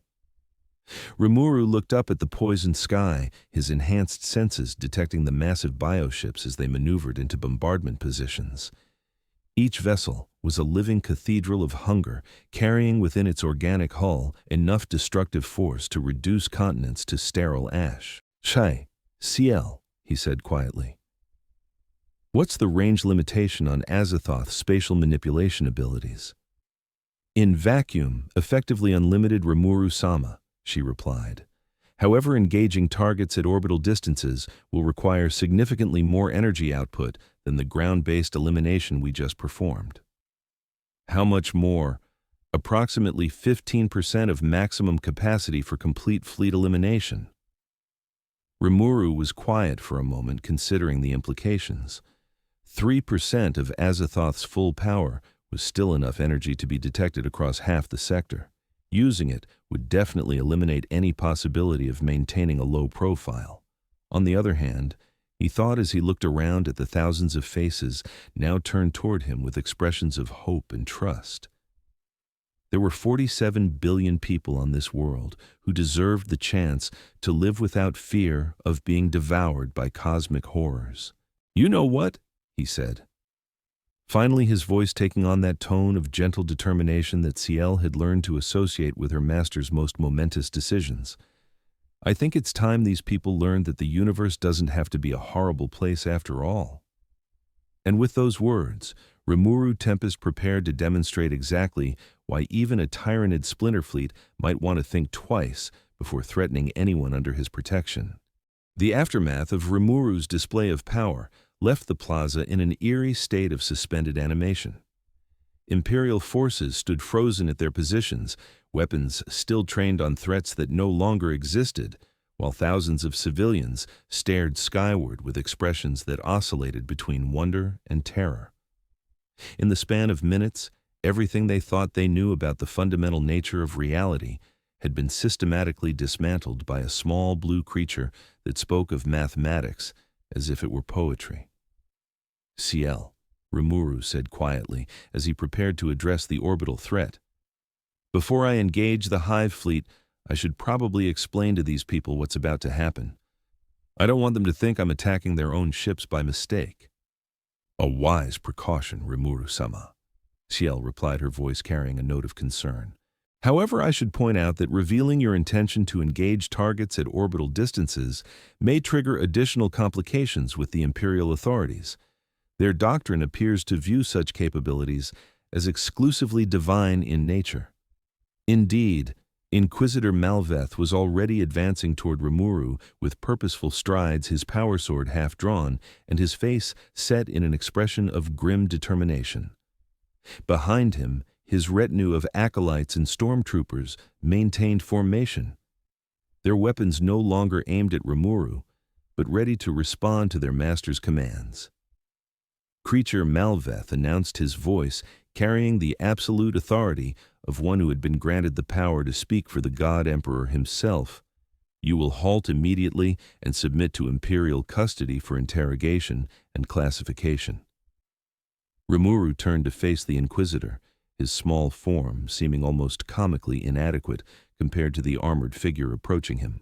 I appreciate your concern, he replied politely, but I really need to deal with those ships before they start dropping acid on everyone. We can talk afterward if you'd like. You will not engage Imperial vessels, Malveth declared, his hand now firmly gripping his sword hilt. Any attack on Imperial Navy assets will be considered an act of war against the Imperium itself. Oh, I'm not planning to attack your ships, Rimuru clarified cheerfully. I'm going after the big organic ones that are getting ready to sterilize your planet. Though I have to say, your Imperial Navy might want to pull back to a safe distance. This could get a bit flashy. The distinction seemed lost on Malveth, whose worldview had no room for nuanced discussions of target selection. In his experience, any entity capable of engaging targets at orbital distances was either a demon of immense power or a weapon of the dark age of technology, both of which were to be destroyed on sight rather than negotiated with. Your claimed intentions are irrelevant, he stated coldly. The mere possession of such capabilities marks you as a threat to Imperial security that cannot be tolerated. You will submit to restraint, or you will be destroyed. Rimuru-sama, Ciel's voice carried a note of urgency. Orbital bombardment will commence in approximately 23 minutes. Additionally, I'm detecting new contacts approaching from the edge of the system, larger vessels that appear to be additional Tyranid elements. We may be facing a full-scale Hive fleet assault rather than a simple raiding force. The news hit the assembled Imperial forces like a physical blow. A raiding force was a catastrophe that might be survived with sufficient casualties and Imperial Navy support. A full Hive fleet was an extinction event that required evacuation or martyrdom. There were no other options. How many ships? Dreg asked, his face pale as he processed the implications. Preliminary count suggests over 300 biovessels of various classifications. Ciel replied through Rimuru, her analysis carrying to every person in the plaza. The largest organisms appear to be Hive ships with displacement equivalent to Imperial battleships. Conservative estimate of total ground assault capacity, 50 million individual bioforms. The silence that followed this announcement was so complete that the distant sounds of Hive machinery seemed deafening by comparison. 50 million Tyranid organisms meant that every man, woman, and child on the planet could be personally devoured by multiple creatures with room to spare. Emperor's mercy, Father Matthias whispered, making the sign of the Aquila with trembling hands. That's not an invasion. That's the end of the world. Not necessarily, Rimuru said, his voice carrying a note of gentle optimism that seemed completely inappropriate to the circumstances. I mean, it's definitely a problem, but it's not insurmountable. I just need to convince your Inquisitor here to let me handle it instead of trying to arrest me in the middle of a crisis. Malveth's face had gone ashen as he processed the tactical implications. A full Hive fleet assault meant that his original mission, the investigation and elimination of a potential heretical threat, had become irrelevant in the face of species extinction. but his training as an inquisitor had prepared him for exactly this kind of impossible decision. "Even if I were to accept your claims of benevolent intent," he said slowly, "allowing an unclassified entity of unknown origin to engage in orbital combat over an imperial world would constitute heresy of the highest order. My duty to the Emperor supersedes all other considerations, including the immediate survival of this planet's population." The declaration hit the assembled civilians like a death sentence.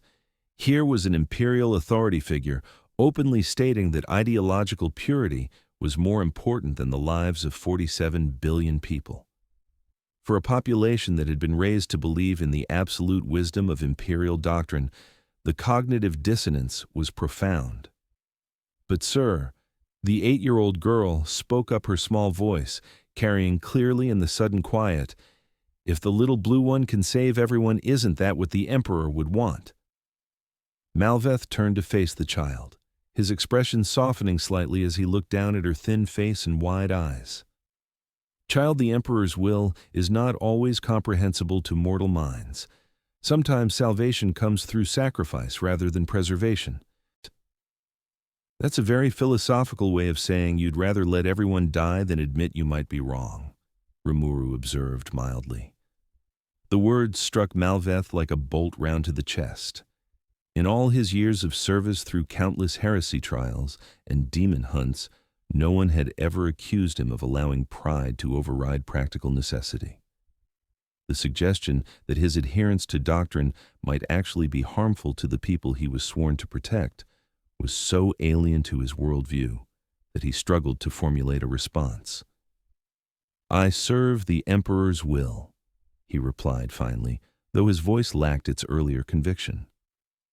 "And what if the Emperor's will is for people to live instead of die?" Rimuru asked gently. "What if the right choice is to accept help when it's offered, even if it comes from an unexpected source?" Before Malveth could answer, new alarms began sounding throughout the hive. The orbital defense platforms had detected the approaching Tyranid reinforcements and were beginning their calculations for a defense that everyone knew would be hopeless. "Orbital command to all ground forces," came the crackling announcement. "Hive fleet contacts confirmed. Estimated time to engagement 18 hours. All non-essential personnel are ordered to report to designated martyrdom stations. The Emperor protects." The announcement triggered a wave of activity as civilians began moving with the resigned efficiency of people who had always known this day would come. Families embraced with the desperate intensity of final farewells, while individuals knelt in prayer before the massive statues of the God Emperor that dominated the plaza's architecture. But not everyone was accepting the inevitable. A growing number of people, hundreds then thousands, were turning toward Rimuru with expressions that suggested they were prepared to place their faith in something other than imperial doctrine for the first time in their lives. "Little blue savior," an elderly woman called out, her voice cracked with age and hope. "Can you really fight all those ships?" "I can try," Rimuru replied honestly, "though I should warn everyone that it's going to be visible from quite a distance. You might want to find some shade." "Visible how?" Magos Vethrin asked, his mechanical curiosity overriding his survival instincts. "Well," Rimuru said thoughtfully, "when you apply 15% of Azathoth's maximum output to multiple targets across orbital distances, the energy discharge tends to be fairly noticeable." Ciel's voice carried a note of fond exasperation as she provided clarification. "Rimuru-sama tends to understate things. The energy release will be approximately equivalent to a stellar flare. Temporary blindness for anyone looking directly at the discharge point is virtually guaranteed." The magnitude of power being casually discussed was beyond anything in Imperial experience. Even the most devastating weapons in the Imperial arsenal, cyclonic torpedoes, virus bombs, exterminatus-grade munitions, were crude instruments compared to the precise application of cosmic forces that Rimuru was describing. "This is impossible," Malveth declared, though his voice carried more uncertainty than conviction. "No biological entity could wield such power without being consumed by it." That's probably true for most universes, Rimuru agreed. But I'm not exactly a normal biological entity. Plus, CL helps me maintain proper energy regulation. I couldn't do this safely without her. CL, Father Matthias asked, is that another creature like yourself? Oh no, Rimuru replied, his voice taking on a note of warm affection. CL is much more important than that. She's my partner, my advisor, and my closest friend. She's also what you might call the most advanced artificial intelligence in existence, though calling her artificial doesn't really do her justice. The revelation that Rimuru was apparently in partnership with some form of machine intelligence sent ripples of shock through the assembled Imperial forces. In the Imperium's doctrine, artificial intelligence was considered one of the greatest heresies possible, a violation of the sacred relationship between man and machine that had been forbidden since the dark age of technology. Abominable intelligence. Malveth breathed, his hand moving instinctively to his weapon. Yet something held him back, the complete absence of warp taint that should have accompanied such heretical contamination.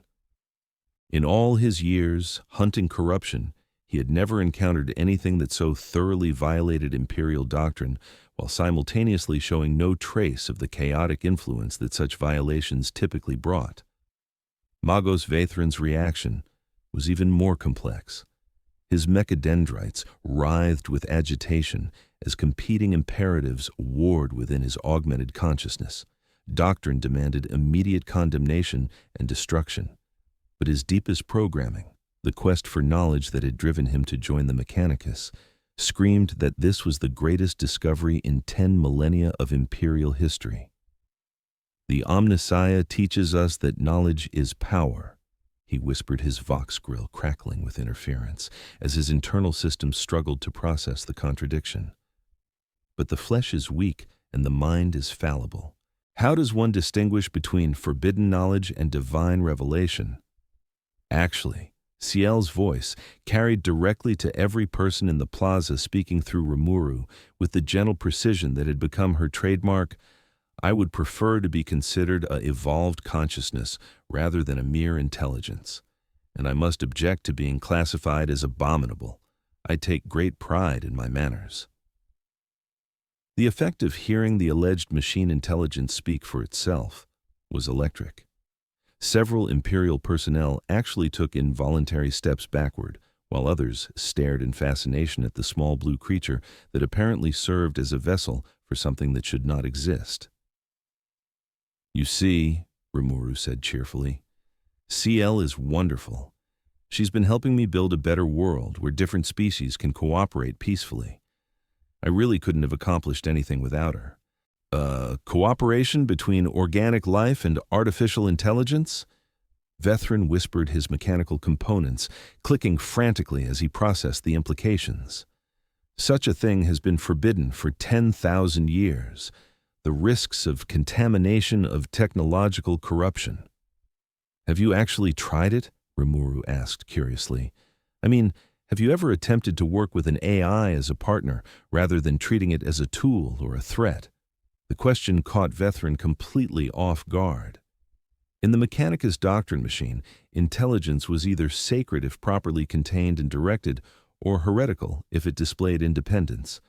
The concept of treating an AI as an equal partner in intellectual endeavors was so foreign to Imperial thinking that he had no framework for evaluating it.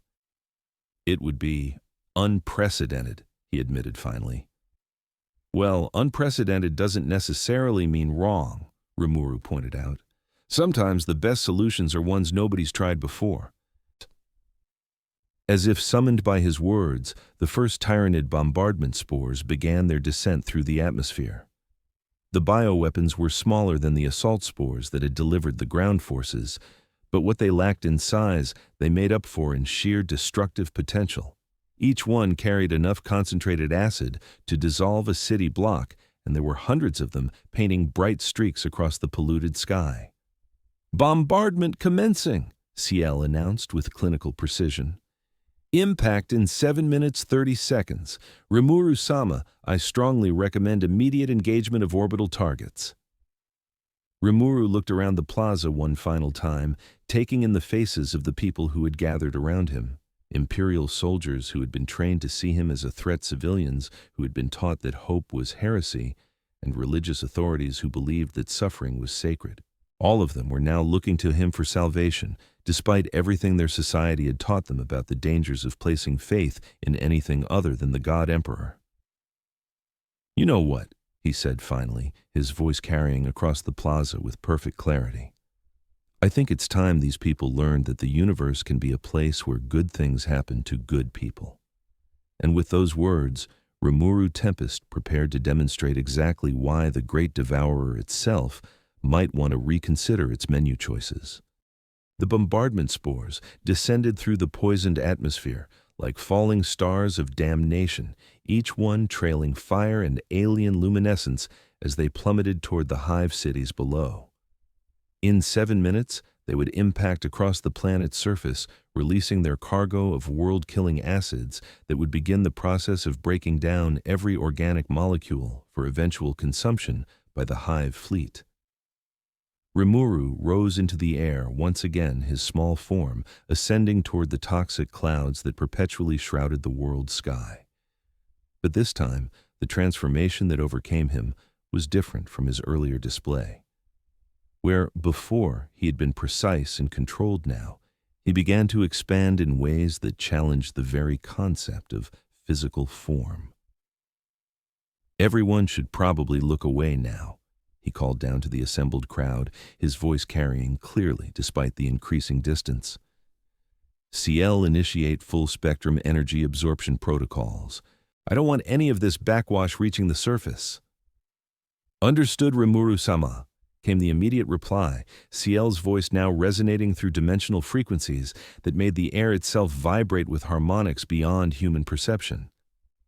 "Establishing multi-dimensional barriers around all population centers, redirecting excess energy discharge through controlled spatial rifts." The first change was in the sky itself. The perpetual brown smog that had choked the atmosphere for millennia began to clear, as Rimuru's presence acted like a cosmic air purifier.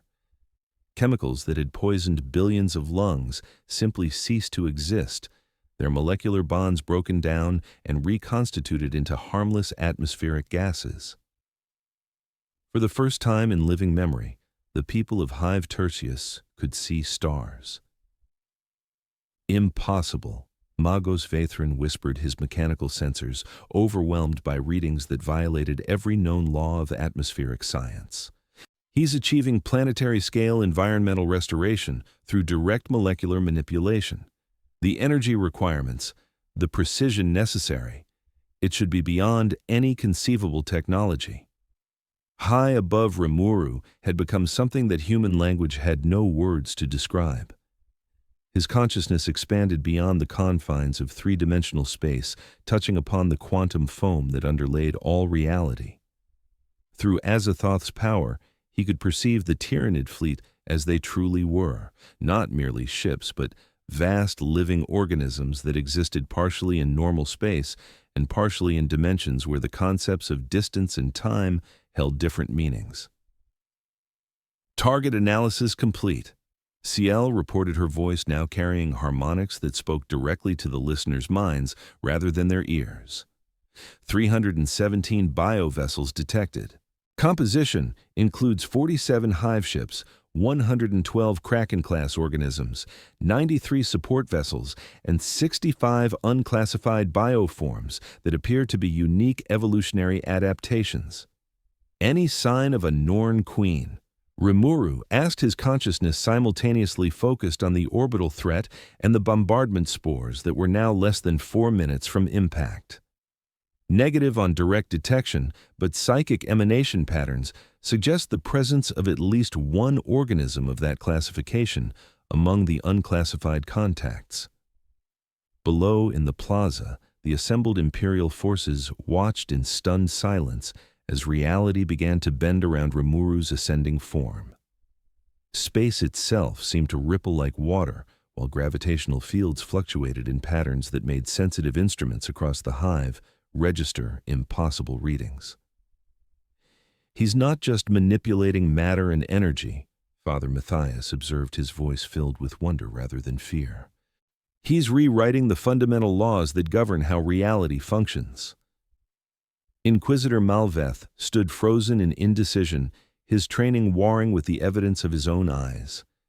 Everything he had been taught about the nature of power, the relationship between humanity and the divine, and the absolute authority of imperial doctrine, was being systematically demolished by a creature that spoke of cosmic forces as if they were household tools. "This level of power," he murmured, "it should only be possible for what?" Commissar Dreg asked quietly. "For the Emperor himself," Malveth finished, his voice barely audible above the growing energy discharge that was beginning to emanate from Rimuru's transformed state. High in orbit, the Tyranid hive mind was experiencing something it had never encountered in its millions of years of existence across countless galaxies: genuine confusion. The bioships that made up the assault fleet were receiving conflicting sensory data about the small planet below. Their target appeared to be defended by a single organism, yet that organism was generating energy readings that suggested it possessed more destructive potential than some stellar phenomena. The lead hive ship, a cathedral of living flesh and bone that stretched for kilometers, began broadcasting emergency pheromone signals to the rest of the fleet. The simple hunger that drove Tyranid expansion was being overridden by something the species had rarely needed to consider: the instinct for self-preservation. But it was too late for retreat. Initiating Nihility collapse, orbital scale engagement. CL announced, her voice now speaking through every communications device on the planet simultaneously. "All personnel are advised to seek immediate shelter from electromagnetic pulse effects. Proterit, obstrurit." What happened next defied every attempt at description that human language could provide. Rimuru's consciousness expanded through Azathoth's power to encompass volumes of space measured in astronomical units, reached out to touch each Tyranid vessel with the delicate precision of a surgeon performing microsurgery. The effect began small. Tiny points of absolute darkness appearing next to each bioship like microscopic black holes. But these were not gravitational singularities. They were applications of the fundamental force that Azathoth embodied, the power of the void that existed before creation and would remain after entropy claimed the last star. The Tyranid vessels didn't explode. They didn't burn or break apart or suffer any form of conventional destruction. They simply transitioned from a state of existence to a state of non-existence, their component atoms dispersing into quantum foam that would eventually contribute to the birth of new stars in distant regions of the galaxy. 317 bioships representing millions of years of evolutionary refinement and the concentrated hunger of a hive mind that had devoured galaxies ceased to exist in the span of a heartbeat. The energy release was exactly as CL had predicted, equivalent to a stellar flare concentrated into a single moment. Even with the protective barriers she had established, the electromagnetic pulse that reached the planet's surface was enough to temporarily overload every electronic system within a 1,000-kilometer radius. But for the people watching from the plaza, the most striking effect was not the massive energy discharge or the failure of their equipment. It was the silence. For the first time in 10,000 years, the orbital space around their world was empty of threats. The constant low-level fear that had defined human existence in the 41st millennium, the knowledge that death could come from the void at any moment, was simply gone. "Fleet eliminated," CL reported as Rimuru began his descent back toward the planet's surface. "All Tyranid organisms within the system have been neutralized, threat level reduced to 0. As he settled back onto the plaza's rockcrete, resuming his small slime form, Rimuru looked around at the faces surrounding him. Imperial soldiers who had been preparing to die in hopeless battle now stared at him with expressions that suggested their entire understanding of the universe had been fundamentally altered. "Sorry about the light show," he said cheerfully. "I know it was a bit dramatic, but Tyranid hive ships are pretty tough. Sometimes you need to use the big guns." The silence that followed was so complete that the distant sounds of hive machinery seemed deafening by comparison. 47 billion people had just been saved from extinction by a creature that treated stellar-scale destruction as a minor inconvenience. "The bombardment spores," Dreg said suddenly, looking up at the sky where the acid-filled projectiles should have been completing their descent. "Oh, those," Rimuru followed his gaze. "CL handled them while I was dealing with the ships. Turned them into water vapor mostly, though I think she added some minerals to help with the soil quality." Indeed, what was falling from the sky now was not planet-killing acid, but the first clean rain that this world had experienced in millennia. Where the droplets touched the poisoned ground, patches of green began to appear as dormant seeds that had waited centuries for clean water, finally found the conditions they needed to grow. "You've made our world habitable," Father Matthias whispered, watching as tiny flowers began to bloom in cracks in the rockcrete. "Well, it seemed like the right thing to do," Rimuru replied. "You folks have been suffering for so long, it just made sense to fix the obvious problems while I was here." Inquisitor Malveth stood in the center of the growing miracle, his power sword still half drawn, his face a mask of conflicting emotions. Everything he had been trained to believe about the nature of divine power, the necessity of human suffering, and the absolute corruption of anything that deviated from imperial doctrine was being challenged by evidence he could not ignore. "You speak of stellar destruction as if it were a household chore," he said finally, his voice hoarse with shock.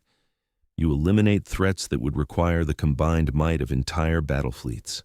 You restore dead worlds with casual gestures.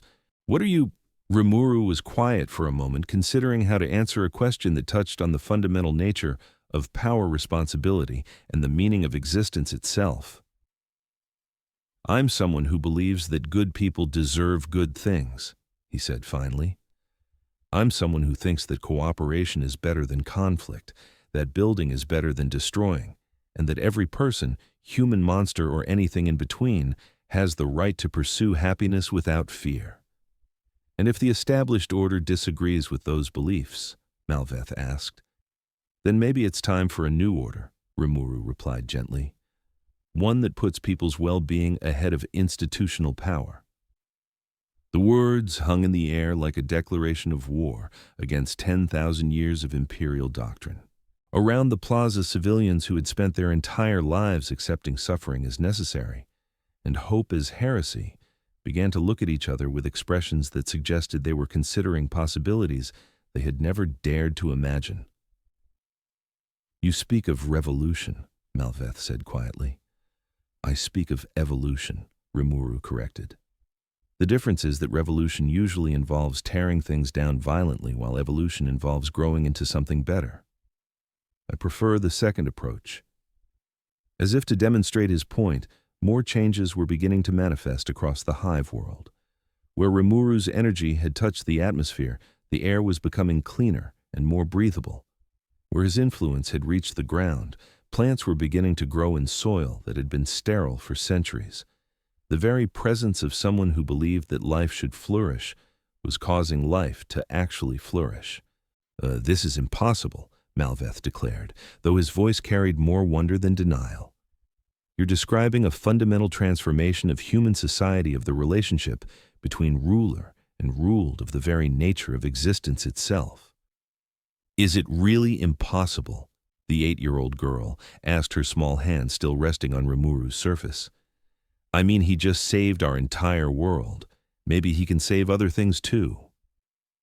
And in that moment, as an Imperial Inquisitor faced the choice between maintaining a system built on despair or embracing the possibility of something better, the real battle for the future of this world was only beginning. 3 days had passed since the sky rained clean water instead of acid, and the transformation of Hive Tertius continued with each passing hour. Where once there had been only the grinding desperation of industrial survival, something unprecedented in the 41st millennium was taking root. Hope. In the plaza that had witnessed Rimuru's arrival, a very different kind of gathering was taking place. The massive statues of the God Emperor still dominated the space, their stern faces gazing down with eternal vigilance. But now they were surrounded by something that would have been unthinkable mere days before: gardens. Small patches of green had sprouted in every crack and crevice where clean rainwater had touched the poisoned soil. Children who had never seen living plants outside of ancient pit captures now tended tiny flower beds with the careful attention of those discovering magic. Adults who had spent their entire lives breathing recycled air through rebreathers now walked freely, filling their lungs with atmosphere that wouldn't kill them. "It's remarkable," Father Matthias observed as he watched a group of workers installing what appeared to be the hive's first public fountain. 3 days ago, these people were preparing to die. Now they're planning for tomorrow. Rimuru sat at the fountain's edge in his small slime form, occasionally helping with the construction by precisely adjusting the flow rates of the water system. His intervention wasn't really necessary. The workers had centuries of experience with hydraulic engineering, but his presence seemed to give them confidence that their efforts would matter. "People adapt quickly when they're given a reason to," he replied, watching as an elderly woman filled a container with clean water for the first time in her life. "They just needed to believe that things could actually get better." "And you've given them that belief," Matthias said. "But at what cost to the established order?" The question hung in the air, like incense smoke, carrying with it the weight of 10,000 years of imperial doctrine. Across the plaza, Inquisitor Malveth stood in deep conversation with Commissar Dreg and Magos Vethrin, their voices too low to overhear, but their body language suggesting intense debate. Ciel Rimuru asked quietly, "What's your assessment of the political situation? Are we looking at a peaceful transition or something more complicated? The data is interesting." "Rimuru-sama," came the gentle reply, Ciel's voice carrying the warm precision that had become so familiar. "Approximately 73% of the local population now express positive attitudes toward what they're calling the slime god's blessing. However, 38% of Imperial administrative personnel consider our presence a direct threat to their authority. And the overlap between those groups, minimal. The people who have benefited most from your actions are not the same people who hold institutional power. This creates the potential for significant social tension. Indeed, the changes rippling through the hive were not merely environmental. In the worker districts, people who had never questioned the necessity of 16-hour shifts were beginning to ask why their labor was so poorly compensated. In the administrative levels, clerks who had spent their lives processing death certificates were wondering why they couldn't process birth certificates with equal efficiency. Most dangerously, in the religious quarters, some priests were beginning to suggest that if the God Emperor truly wanted his people to suffer, he probably wouldn't have sent someone to alleviate that suffering. Heretical thoughts, Malveth had called them during yesterday's increasingly frequent theological discussions with Father Matthias. But even the Inquisitor's certainty seemed to be wavering as the evidence of positive change continued to accumulate around him. "My lord," a junior acolyte approached Malveth's group, his voice carrying the urgent tension of someone bearing unwelcome news. "Long-range auger arrays are detecting incoming vessels, Imperial Navy signatures, but significant, battleship class or larger." Malveth's face went pale as he processed the implications. "How many ships?" "Initial count suggests 7 vessels, my lord, including what appears to be a grand cruiser configured for Inquisition operations."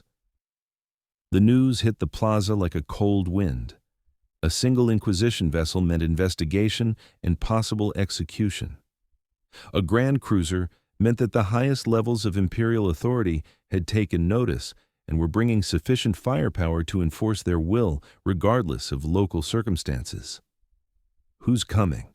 Rimuru asked, though his tone remained cheerfully curious rather than worried.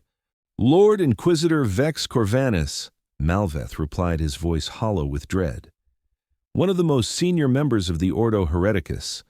Her presence here means that this situation has been classified as a potential threat to Imperial stability on a sector-wide scale." "Is that bad?" the 8-year-old girl asked. She had become something of a fixture in the plaza, appointed by popular consensus as Rimuru's official liaison with the local population. "Very bad," Dreg confirmed grimly. Lord Inquisitor Corvanus has been granted emergency powers by the High Lords themselves in the wake of the Great Rift. She carries a seal of exterminatus, one of the few remaining in the Imperium Nihilus. If she determines that this world has been compromised beyond redemption, she can authorize immediate planetary sterilization without waiting for additional approval from Terra. He paused, his face growing even more grim. The bureaucratic safeguards that usually protect civilian populations, they don't apply in frontier zones like this. The Imperium would rather lose 1 billion worlds than risk the spread of corruption back into the Imperium Sanctus. "Even after we just saved everyone from the Tyranids?" Rimuru asked, genuinely puzzled. "Especially because you saved everyone from the Tyranids," Malveth replied. "From the Inquisition's perspective, your intervention has created a precedent that could undermine Imperial authority across hundreds of worlds. If people begin to believe that salvation can come from sources other than the Emperor—" He didn't need to finish the sentence. Everyone present understood the implications. The Imperium's power structure depended on maintaining the belief that only absolute loyalty to Imperial doctrine could protect humanity from the horrors of the galaxy. The existence of an alternative, especially one that actually worked, was an existential threat to that structure. "So what are our options?" Father Matthias asked. "We could try to hide what's happened here," Dreg suggested without much conviction. "Claim that Imperial forces repelled the Tyranid assault through conventional means." "With respect," Commissar Vethrin interjected, "the environmental changes alone would be impossible to conceal. The atmospheric purification, the soil restoration, the sudden appearance of plant life, these are not the results of conventional military action." "Then we tell the truth," Matthias said firmly. "We explain that the Emperor sent us aid in our darkest hour in a form we didn't expect but desperately needed." "And if Lord Inquisitor Corvanus doesn't accept that explanation?" The question hung in the air unanswered, because everyone knew what would happen if the arriving Inquisition fleet decided that Hive Tertius had been compromised beyond salvation. Orbital bombardment would reduce the planet to a lifeless cinder, eliminating both the heretical contamination and the 47 billion people who had been exposed to it. "Rimuru-sama," Ciel's voice carried a note of gentle concern. "I should point out that you have options the local population doesn't. Your dimensional travel capabilities would allow us to simply leave this reality and avoid the coming confrontation entirely." "I know," Rimuru replied quietly. "But look around Ciel. Look at what these people have accomplished in just 3 days when they were given a reason to hope. How can we abandon them now?" Indeed, the changes in the plaza were remarkable. Where once there had been only the grim functionality of Imperial architecture, there was now art. Murals painted by workers during their off-shift sculptures, carved from reclaimed metal music, performed by people who had rediscovered the simple joy of creative expression. Children played games that involved cooperation rather than competition. Adults engaged in conversations about the future rather than merely enduring the present. Even the ever-present servitors seemed to move with something approaching purpose rather than mere programmed function. "They've remembered how to be human," Rimuru observed. "Not Imperial citizens or industrial resources or expendable assets, just people, with dreams and hopes and the right to pursue happiness. All of which will be destroyed if Lord Inquisitor Corvanus decides we represent a threat," Malveth pointed out. "Your presence here has created a situation where the choice is between Imperial doctrine and human welfare. The Inquisition will always choose doctrine." "Then maybe it's time for new choices," Rimuru said, his voice taking on that tone of gentle determination that Ciel had learned to associate with his most momentous decisions. "What are you proposing?" Dreg asked. "I'm proposing that we build something better," Rimuru replied. "A place where people can live without fear, where different species can cooperate for mutual benefit, where the goal is flourishing rather than mere survival." You're talking about secession from the Imperium, Malveth said flatly. I'm talking about evolution, Rimuru corrected. The Imperium has had 10,000 years to prove that its approach works. Look around. Does this look like success to you? Maybe it's time to try something different. And if the Inquisition decides to stop us? Rimuru was quiet for a moment, his small form rippling slightly as he considered the implications of the choice before them. When he spoke again, his voice carried the quiet certainty of someone who had made peace with the consequences of their convictions. Then we'll have to show them that some things are worth protecting even from the people who claim to be protecting them. Rimuru-sama. Ciel's voice carried a note of fond exasperation. You're essentially declaring independence from a galactic empire that has endured for 10 millennia. The practical challenges alone are significant but not insurmountable, Rimuru finished. Besides, we won't be doing it alone, will we? He looked around the plaza at the faces of the people who had gathered to listen to their discussion. Imperial soldiers who had seen their duties expand from maintain order to protect people. Civilians who had discovered that their lives could involve more than mere survival. Religious authorities who were beginning to suspect that true faith might involve serving the needs of the faithful rather than the demands of doctrine. If we do this, Father Matthias said slowly, there's no going back. We'll be committed to a path that leads either to freedom or to extinction. That's always been true, the 8-year-old girl pointed out with the devastating logic that only children possessed. The only difference is that now we get to choose our own path, instead of having someone else choose it for us. As if summoned by her words, new alarms began sounding throughout the hive. But these were not the claxons of military emergency or tyrannid assault.